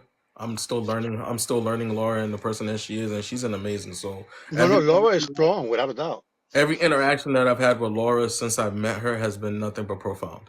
And I have Everybody here gets the credit. Even PBR, that's with us for the first And time, he I shared was some I was very gonna I was gonna give him vulnerable his flowers. information. I was gonna You give him know, flowers because PBR he came up here and said that he doesn't know where to go with this, but he's here to learn. A lot of people don't say that off the bat. All right, we've had a lot of combative people come through here over the years. Okay, combative. When I'm talking about combative, I mean combative. But for him to be the first time in here, this first time seeing us, first time even walking on this platform. What does that say? Hold on, give me a well, second. well, you know what's funny? We haven't heard from him in a while. Let's ask him how he feels about it. We almost Yeah, coming to a close with the show, so maybe he needs yeah. to, let's do that. what do you Let's think do about that. today, Let's do pal? that. Go ahead, PBR. Unmute real quick. Let us know how you've been feeling about the live since you've been here, because I know you said you just learning, you was just listening and drawing. So just let us know how you feel. Um,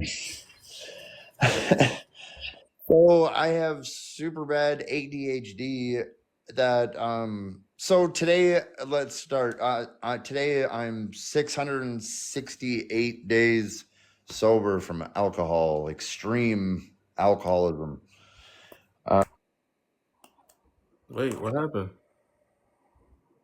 He didn't get banana, did he? No, he They couldn't. better not have. He couldn't have gotten banana. They better not have. No, he's still in the chat.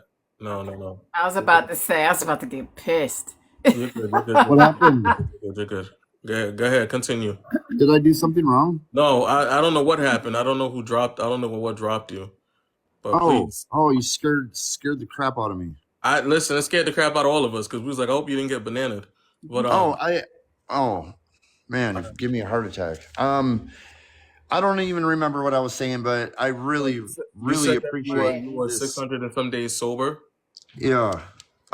So it was just a few days ago that I decided that I was like, you know what? I'm gonna give TikTok a shot, and you know what's the worst that I could happen? And as I always assume the worst, I was proven 100% wrong, and I'm still taking it all in. I'm still overwhelmed. I'm terrified to get started, but I know, I mean, just like I knew for decades I needed to quit drinking, but you just get to that day where you've suffered enough. Like, Right.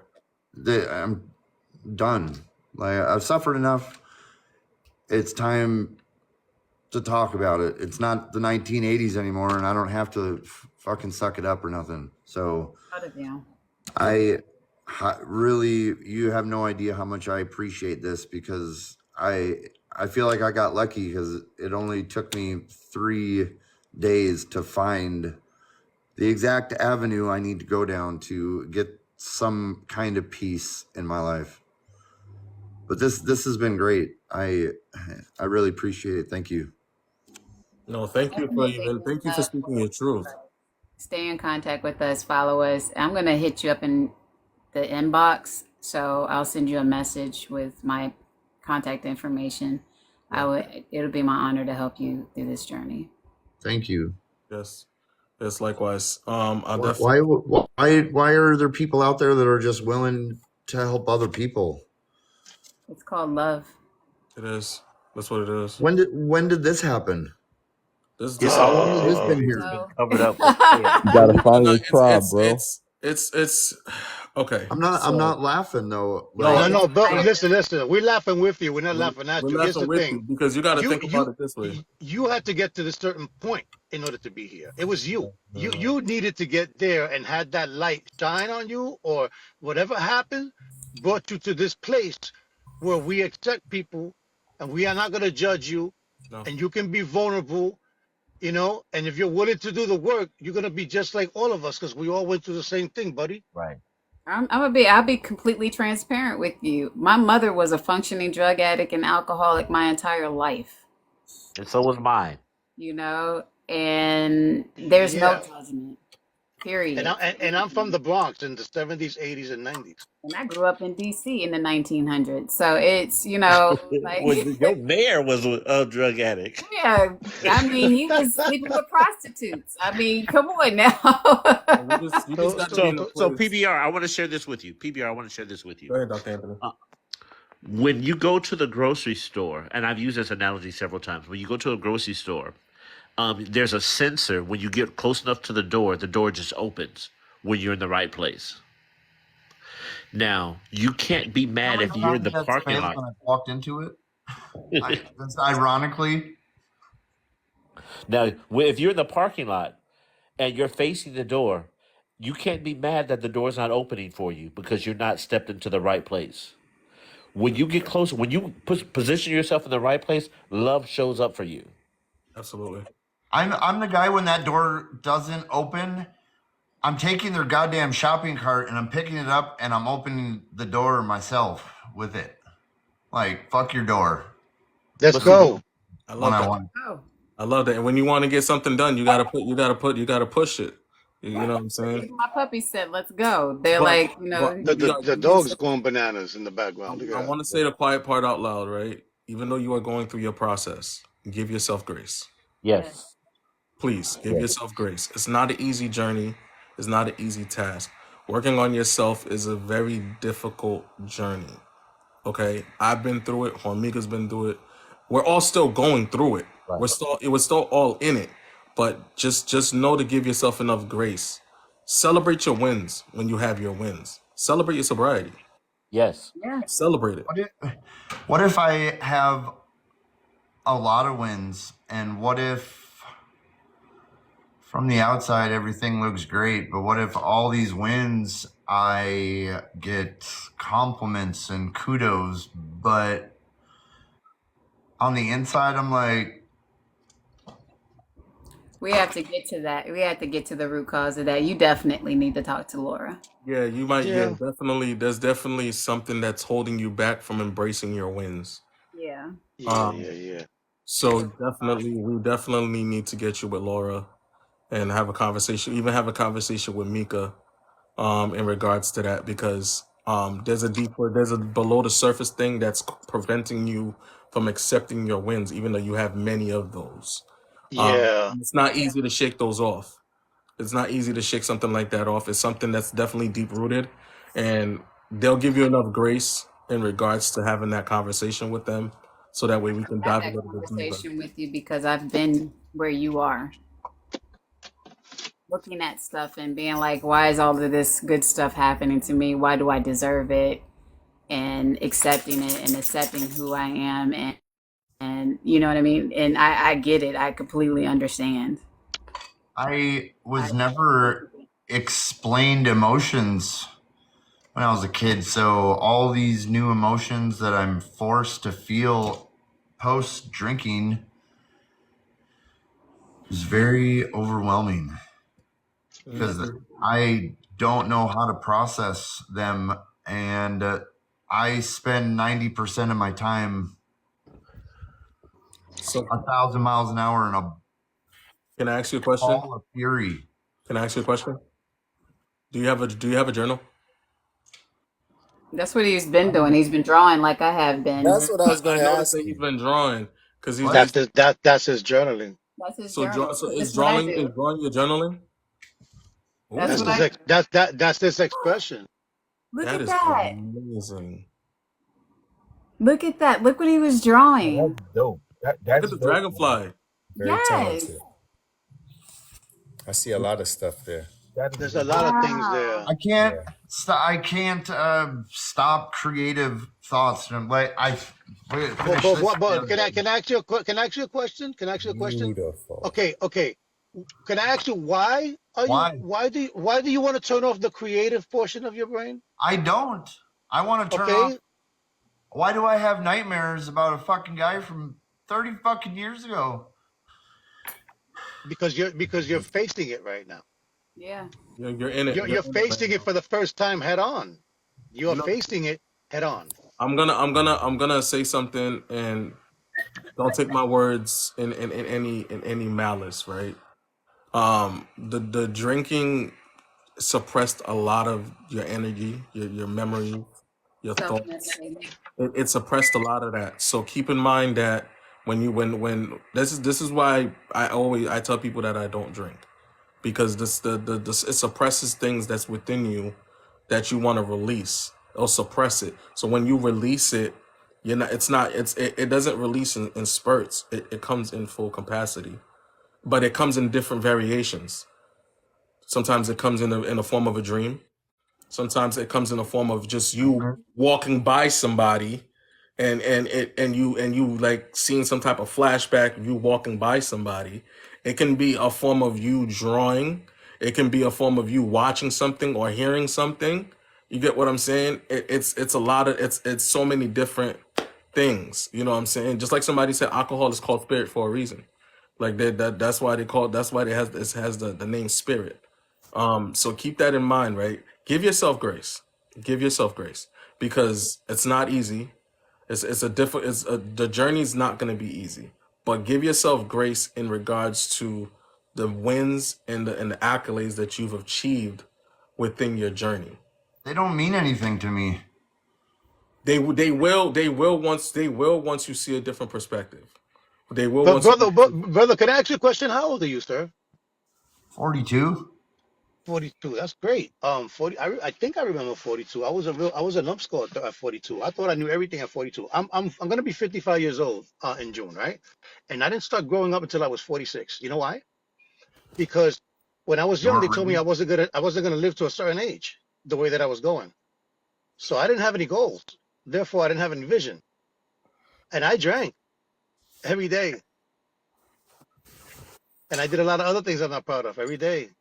And I did it because I could afford it until I Right, realized it wasn't me. right. So then when I realized I reached a certain age, I'm like, wait a minute, I have no goals because people have actually told me that I have nothing to live for anyway. And it wasn't until I started living for Thank myself you, that I sister. started living. I started at the age of 47. You are 42. You are ahead of the game right now, my friend. You're very much so. And PBR, what is your name? My name's Brian. Brian, can you write my Trying. number down real quick? My name is Mika, Mika. Write this down, 803. Hmm. You As want to throw it out? You want to throw it out don't there shut like that, down the I Mika? line. mean, she's It's no. already public Is knowledge. that My It's phone already number public Okay. knowledge. She's a business. oh all right, cool. Okay. 468 6289. There you It's go. just as well as if you went on my website and hit the contact me now, it's the same thing. It'd give you the same number. Last It's four. 468 6289. 6-2. So now you're leaving with an outlet. Right. You know, now you have a place to start. If I can help you in any way, shape, or form, I will also contribute with Mika because me and Mika work Yeah. closely together sometimes. So Mm-hmm. Can I just say something to Yes, okay. Yeah, bro. hey Brian? Um, I'm just gonna say it hypothetically and from a just from a perspective, right? You have to forgive, but then you also have to forgive yourself. Really, yourself starts first, but you have That's to forgive. it's You have to forgive. impossible. It is a physical impossibility. Nah, it's not. It's possible, but So this is why we're here to help you this is why so we're that here. way you can get there. But So I want to give you a perspective that might give you a better. Oh, let me make myself the big boss. Give me a second. Sorry, I know you guys were trying to tap over there, but I want to give you a perspective and just hear my words. Right, when I first met Mika, I was the most difficult person to communicate with because I didn't care to listen. I didn't care to understand. I'm Right. sorry. I didn't allow myself to accept my accomplishments and the things that I've done. Right.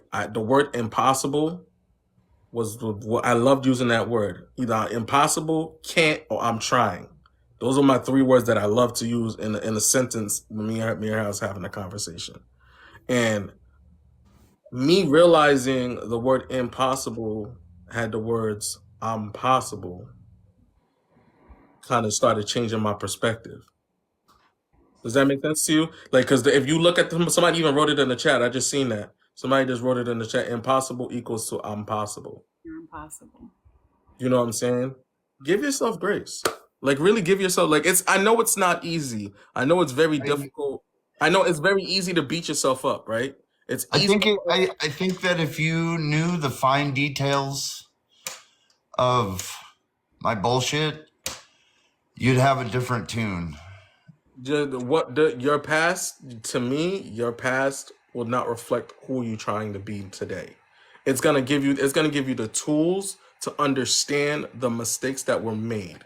Yeah. Okay, it's gonna give you the tools to understand the mistakes that were made, and then help. And speaking with Mika and Laura, they'll give you the tools to take accountability for the mistakes that were made. I didn't make any mistakes. I was just a little boy. Okay. Okay. So it's a deeper conversation that needs to be had out of here, right? Yeah. So we're gonna definitely have you reach out to Mika reach out to Laura so that way you can have a deeper conversation. Okay. There's a lot that seems to need to be tackled, and this is what we're here for. We need to listen to understand. So that's what I'm understanding, that there's more that needs to be spoken about outside of here. I don't want him to speak on anything that he's not comfortable speaking on here. Conversation needs to be had on the back end with professionals. So I'm gonna get him with Laura. I'm gonna get him with Hormiga. I'm gonna get him with Okay. in regards to that, so that way we can get him the help that he needs. I want to say Yeah. something. This dynamic in here, though, PBR, I I'm gonna need to try to go say this. downstairs. This Yeah. dynamic in here, Okay. this is more of which of a family. This is like a family atmosphere. This is why There's a I'm what? drawn to this. This is more of a family. Okay. So, but that's okay. You gotta. What you see What here out? and what you feel here is family. So we are at 12. So I want to let everybody give their closing remarks before I end the live. So Hormiga, if you want to give your closing remark first, then go down to Mika, Dr. Anthony, Amir, if you're available, Mud for PBR, Earl, and then Spoken Truth. Yeah, I can start really quickly by saying, listen, we're trying to get to 100,000 today. He's not gonna say it, but I'm gonna say it. We're so close to 100,000, so just get us there. We had a record-breaking night tonight. The numbers were astronomical. He doesn't pay attention to the numbers, but I do. It means a lot to hear the testimonies and the way that we try to conduct ourselves here. We are going to hold ourselves accountable. What I can tell everybody is, listen, understand the reasons behind everything that happened. Try to answer your own question of the why, because that's what we need to do, right? We want to know why this, why that. But are you being too nosy, at times? So keep a balance of the questions that you ask and be very mindful of how you ask these questions. There's a difference between pronouncing something and enunciating something. And your Right. tense and your cadence and the way you speak means a lot. So the more that you practice this, the better you are at expressing yourself, at least in the verbal tone, which is the most common way for humans to communicate. Not everybody's going to understand the way that you express yourself. So the more you arm yourself with knowledge, the better you can express yourself, be heard, value yourself. I love you all. All right. And I'm just gonna have the moderators drop everybody one by one, okay? So if you guys get dropped, don't think that you just drop the drop. So Mama G or Sweetie, if you guys, or Triple, if you're in there in the chat, just start dropping people one by one after they tell their closing remarks. Go ahead, Mika. I'm just going to speak directly to Brian. Go for Brian, it. you heard a lot of you have to, you have to, you have to, you have to do this, you have to do that. You don't have to do anything. What I can tell you is that you are choosing Thank you, guys. And by you choosing you will eventually see certain things from a different perspective. And the impossible is possible. And we will touch base on the deeper stuff later because I'm picking up on your energy. And we will touch base on the deeper stuff later, especially with Laura. I really feel like you came here for a reason. I know that you're here for a reason. I feel your pain and it's very deep. And I'm here for you. I gave you my personal number to get right in contact with me at any point in time. And I don't take anything personal. If you need to call and fuss and yell and scream and get something out, that's what I'm here for. I'm also here to help you heal. Part of that journey is what you've already done. You said it's been 3 days, and it's overwhelming. I see it on you, but stand in your light. Stand in your light because it's there. You may not see it right now, but it really is there. And you're here. You're here. You chose to be here. That's a huge step in the right direction in which you want to go. And a lot of people said it in here. Your past does not define you. Whatever happened to you in the past does not define you. It was a lesson to make you a better person. And you are becoming that better person that you want to be because you want to be it. You took that step 600 plus days ago when you decided to choose you and stop self-medicating. Okay, none of us in here are perfect. We all have a past. Absolutely. You know, I don't know if you were in here earlier. I have things that I've done in my past, but because I've done those things and things have happened to me, they have brought me to where I am now, and I can stand here confidently and proudly tell you that you will get through this. It's not going to be an easy thing. It isn't. It's not going to happen overnight. But you have a lot of support in here, people who don't even know you. We're just getting to know you right now, but I will tell you, you are loved. There are 268 people in here who are rooting for you, and we want to see you be successful and changing your perspective. And it did happen for a reason. The reason why, we will never know. It's sort of like that Tootsie Roll commercial. Remember, how many licks does it take? We'll never work. Then the world will never know. Right. Okay? Just to put a little bit of a little humor to that, you know? The world will never know why things happen. They just do. A one, a two, a three. A one, a two, a three, a crunch. The world will never know how many it'll take to get to the Tootsie in the middle. But but we will find out what's making you will find out what's making Brian who he is and the man that he is right now. And I remember, and I may not look at, I'll be 50 this year. And 42 was a very significant year for me. It was the year my life changed. I found out I had a disease that I was going to die from. And I'm here now, 8 years later. Man, it's hilarious. Okay? So I'm telling you, there's a reason why you're here. All right? And you are loved, and I look forward to speaking with you soon. Do it in your time. Yeah. When you're ready. And on that note, I'm going to tell everybody, thank you all for being amazing. Thank you all for choosing to be here today. Thank you, King, for allowing me to be here with you today. You know, I normally just pop in and I leave, but today I got comfortable. Listen, I'm glad that you're here because you are a founder of this platform. So for you to be here, for everybody that was a founder of this platform, the only person that we're missing is Relationship Gumbo. Yes. And PBR, that drawing, I want to buy it from you. I need to have that drawing. And I'll tell you why. I have dragonfly is my symbol. It's part of my brand. I have a tattoo of me as a dragonfly on my stomach right here. It's something I need that picture that you are drawing right now after it is complete. It just pops in my head and I have to put it on paper. Yeah, It's understandable. I need it. It's beautiful. Absolutely. So yeah, and thank you for sharing your gifts with us.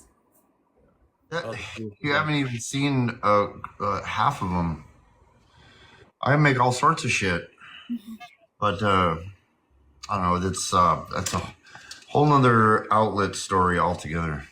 But we'll have, you know what, we're here every Saturday. We're here every day. You'll see me every day, every morning at 7:00 in the morning. I'm on live Monday through Friday, and in the evenings as well. And King does his lives every day, almost every day. So we're here. We're always here. Yeah, we're definitely here to support. You know what I'm saying? And this is what it's about. Mine too. And drawing is definitely an outlet. I have been doodling since we've been on here. Like I do the same thing, except I draw patterns. So on that note, I am going to drop down. I had to get over to coffee chat with Laura. So I love you guys. In a world full of negativity, choose love on purpose. Thank you. Thank you. My pleasure. Go ahead, Dr. Anthony. Take the floor, my brother.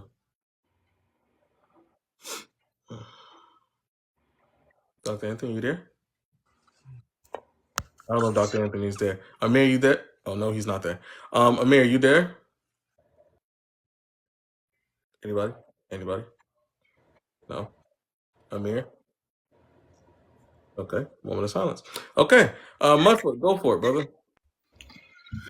Well, I must appreciate you letting me come up today and speak my piece. You did say that, yeah.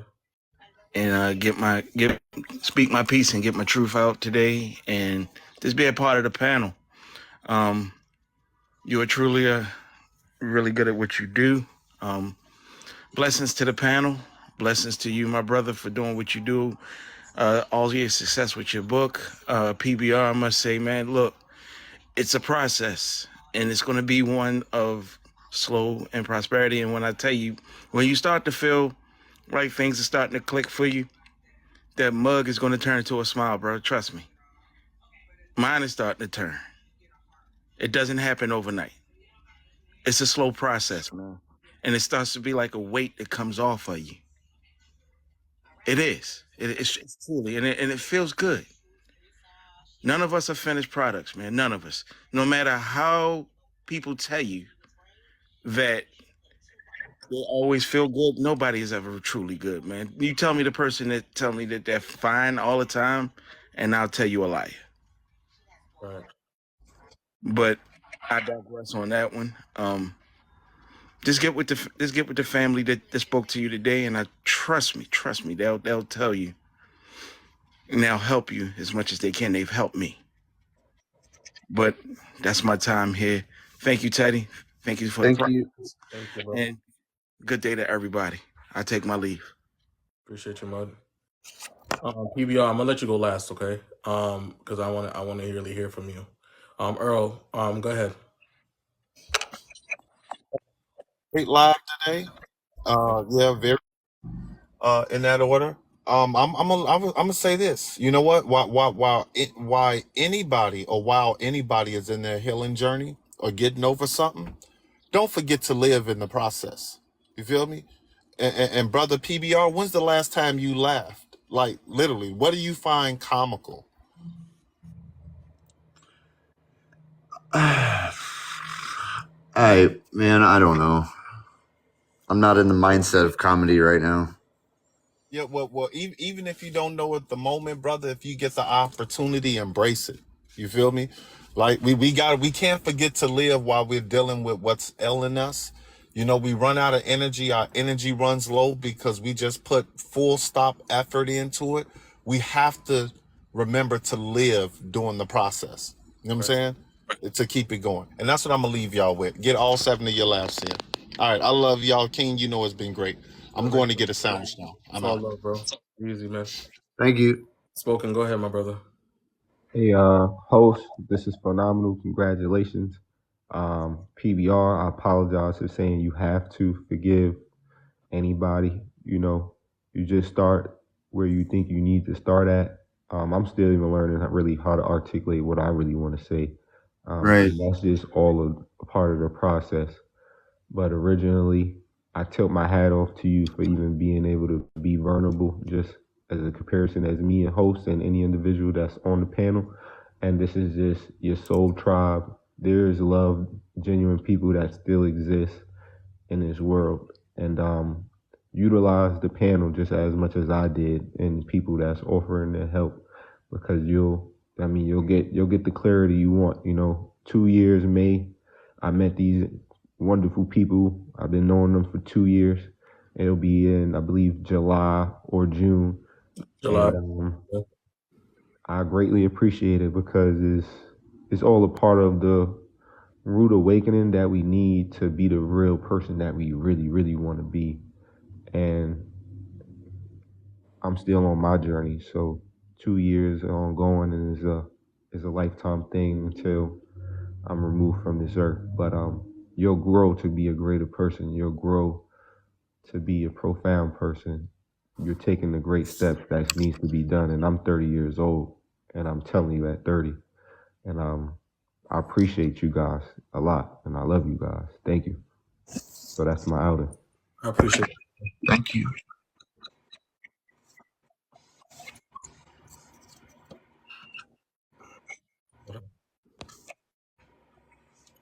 PBR, how do you feel, man?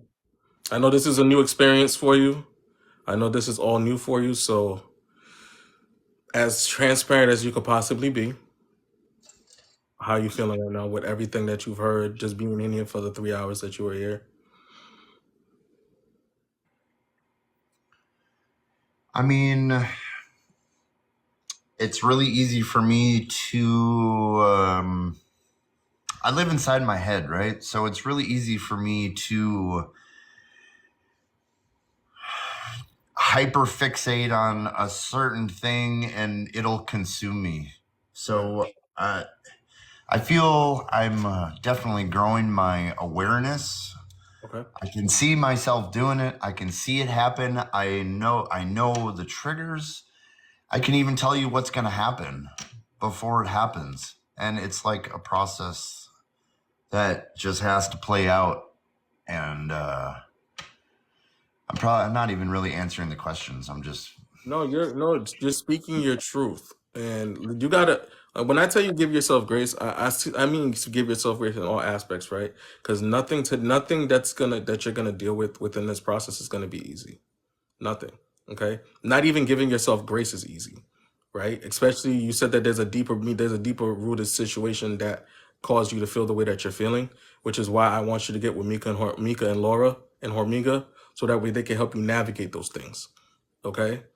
Once you navigate those things, once you have an understanding of those things, and you give yourself enough energy to realize that the things that you've been through, whether it was in your control or not, do not define who you are as a person today. how does it not if it affects me so much? It doesn't in the aspect of you learn to accept it, right? You're gonna learn to accept it. You're gonna I'm never learn going to to learn to accept that. give give me just give me a second. Give me a second so that way I could just give you a better understanding, Right. okay? It a lot of the things that we've dealt with as people, as in our younger years, right? Especially me, because I've dealt with a lot of things in my younger years that I'll never get the responses for the things that I've dealt with, right? We all look for the responses in the things that we've dealt with as in our younger years. Sometimes we won't get the responses, right? But in the process of you learning that and going through your healing, you'll understand that. But that's why I want you to get with those professionals, so that way they can give you the tools and the guides that's needed to go through that process. Okay, it's a process. It's going to be something that you have to learn. It's a tool that you're going to have to learn, but it's necessary. It's not going to be easy. I'm not going to expect you to know it right away. I don't want you to think that that's something that you're going to learn right away. It's not. It's going to be a process. It's going to hurt. It's going to hurt. You're going to go through a season of hurt trying to navigate through these things. But I want you to lean on us as much as possible while you're doing so. Okay? Lean on us as much as possible. Understand that what you're going through is not something that can be done alone. Okay? Lean on us as much as possible. We're here for you. Everybody showed you that today. We are here for you. You know what I'm saying? We are here for you. It's not easy. I know it's not easy. You know what I'm saying? But we are here for you. We'll give you as much grace as possible. And just like Mika said, contact her when you're ready. When you are ready to have that conversation with her, contact her. You know what I'm saying? It's not easy. It's not easy. And I'll never say that it is. You'll never hear me ever say that it's easy, because nothing worth having is easy. I I gave up a handle a day vodka habit of physical addiction. I know how hard things are Yeah. can be, but to go along with what you said, it was the best decision I ever made in my life, because it is my life has this is the fucked up part. I this is going to sound arrogant as hell, but I am doing so good in so many aspects of my life right now.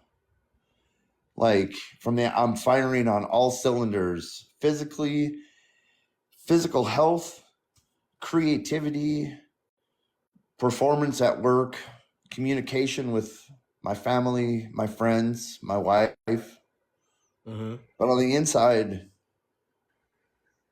no like negative progress. And everybody thinks I'm just great. And man, Brian, man, he's just, look at him. He lost 50 pounds. He's doing great, but I'm not great. Think about it this way, right? They see the good in you that you don't see within yourself. That's where that's coming from. they see the broader perspective. They're looking at the broader perspective. They see the man. They see the guy that's doing everything possible to succeed in life, right?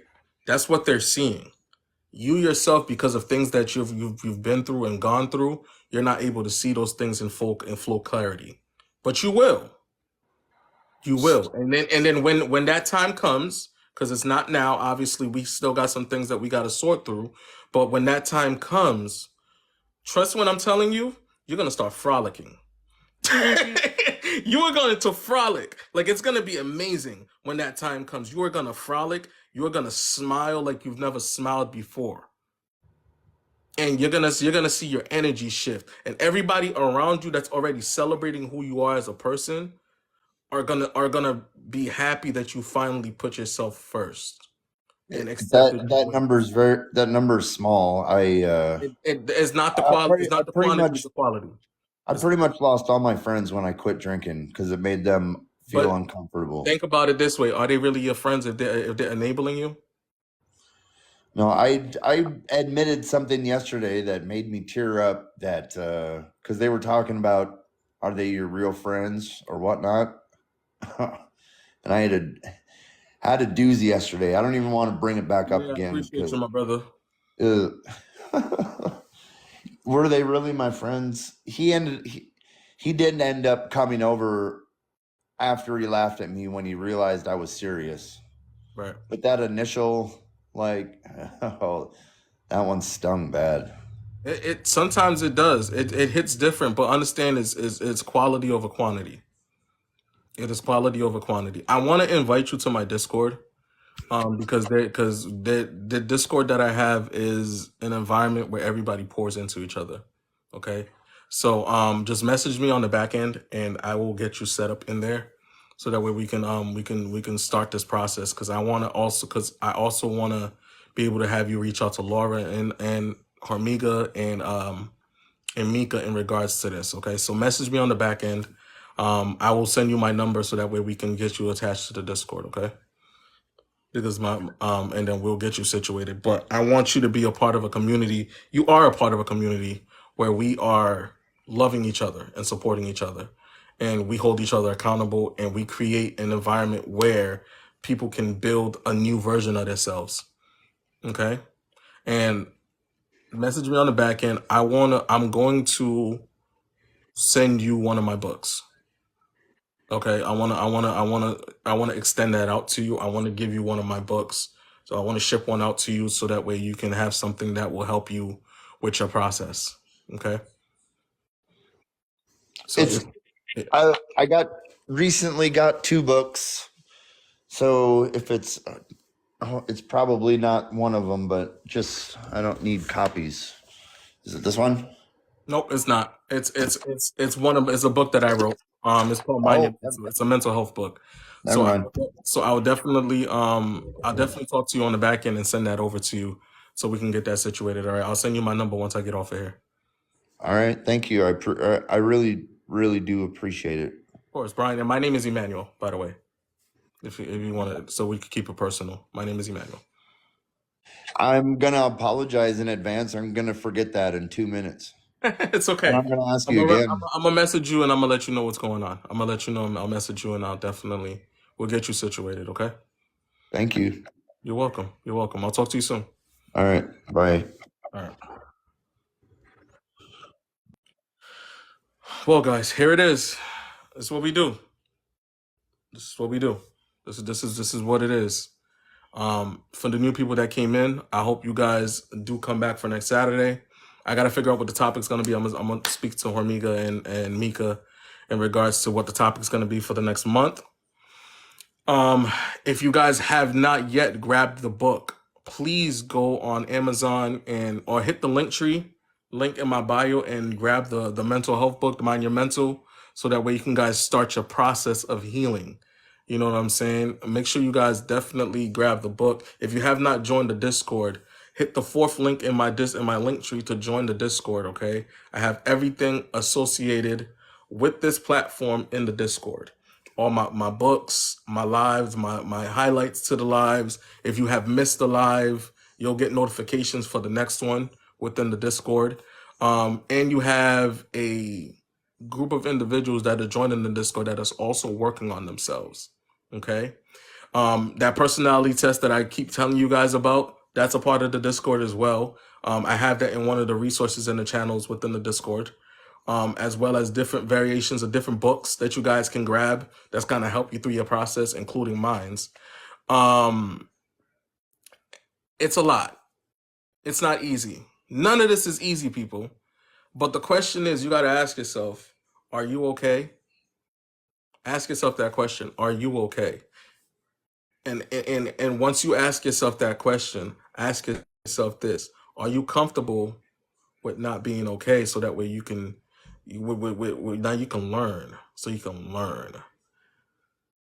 Understand it's okay to not be okay. Understand that it is okay to not be okay. That's where you start. Acceptance is where it starts. I really want everybody to be the best version of themselves. I want everybody to understand that everything that we do, there's a purpose behind it. Nothing in life worth having is easy. We are here to guide you the best way that we can. We are not professionals. We are not professionals. Okay. We are an informative live that provides you with the education and the knowledge that's needed to start your journey. Okay, I got Miss Self Care. Let me fix that. Give me a second, because it's been having issues lately. I don't know why it's doing that. Give me a second. Give me a second. Give me a second. The link has been acting a little weird lately. Been a little wonky. Let me fix that real quick. Give me a second. So before you guys leave, let me fix that link, because it's been acting a little weird lately. I don't know why it's been doing that. Let's see. Discord.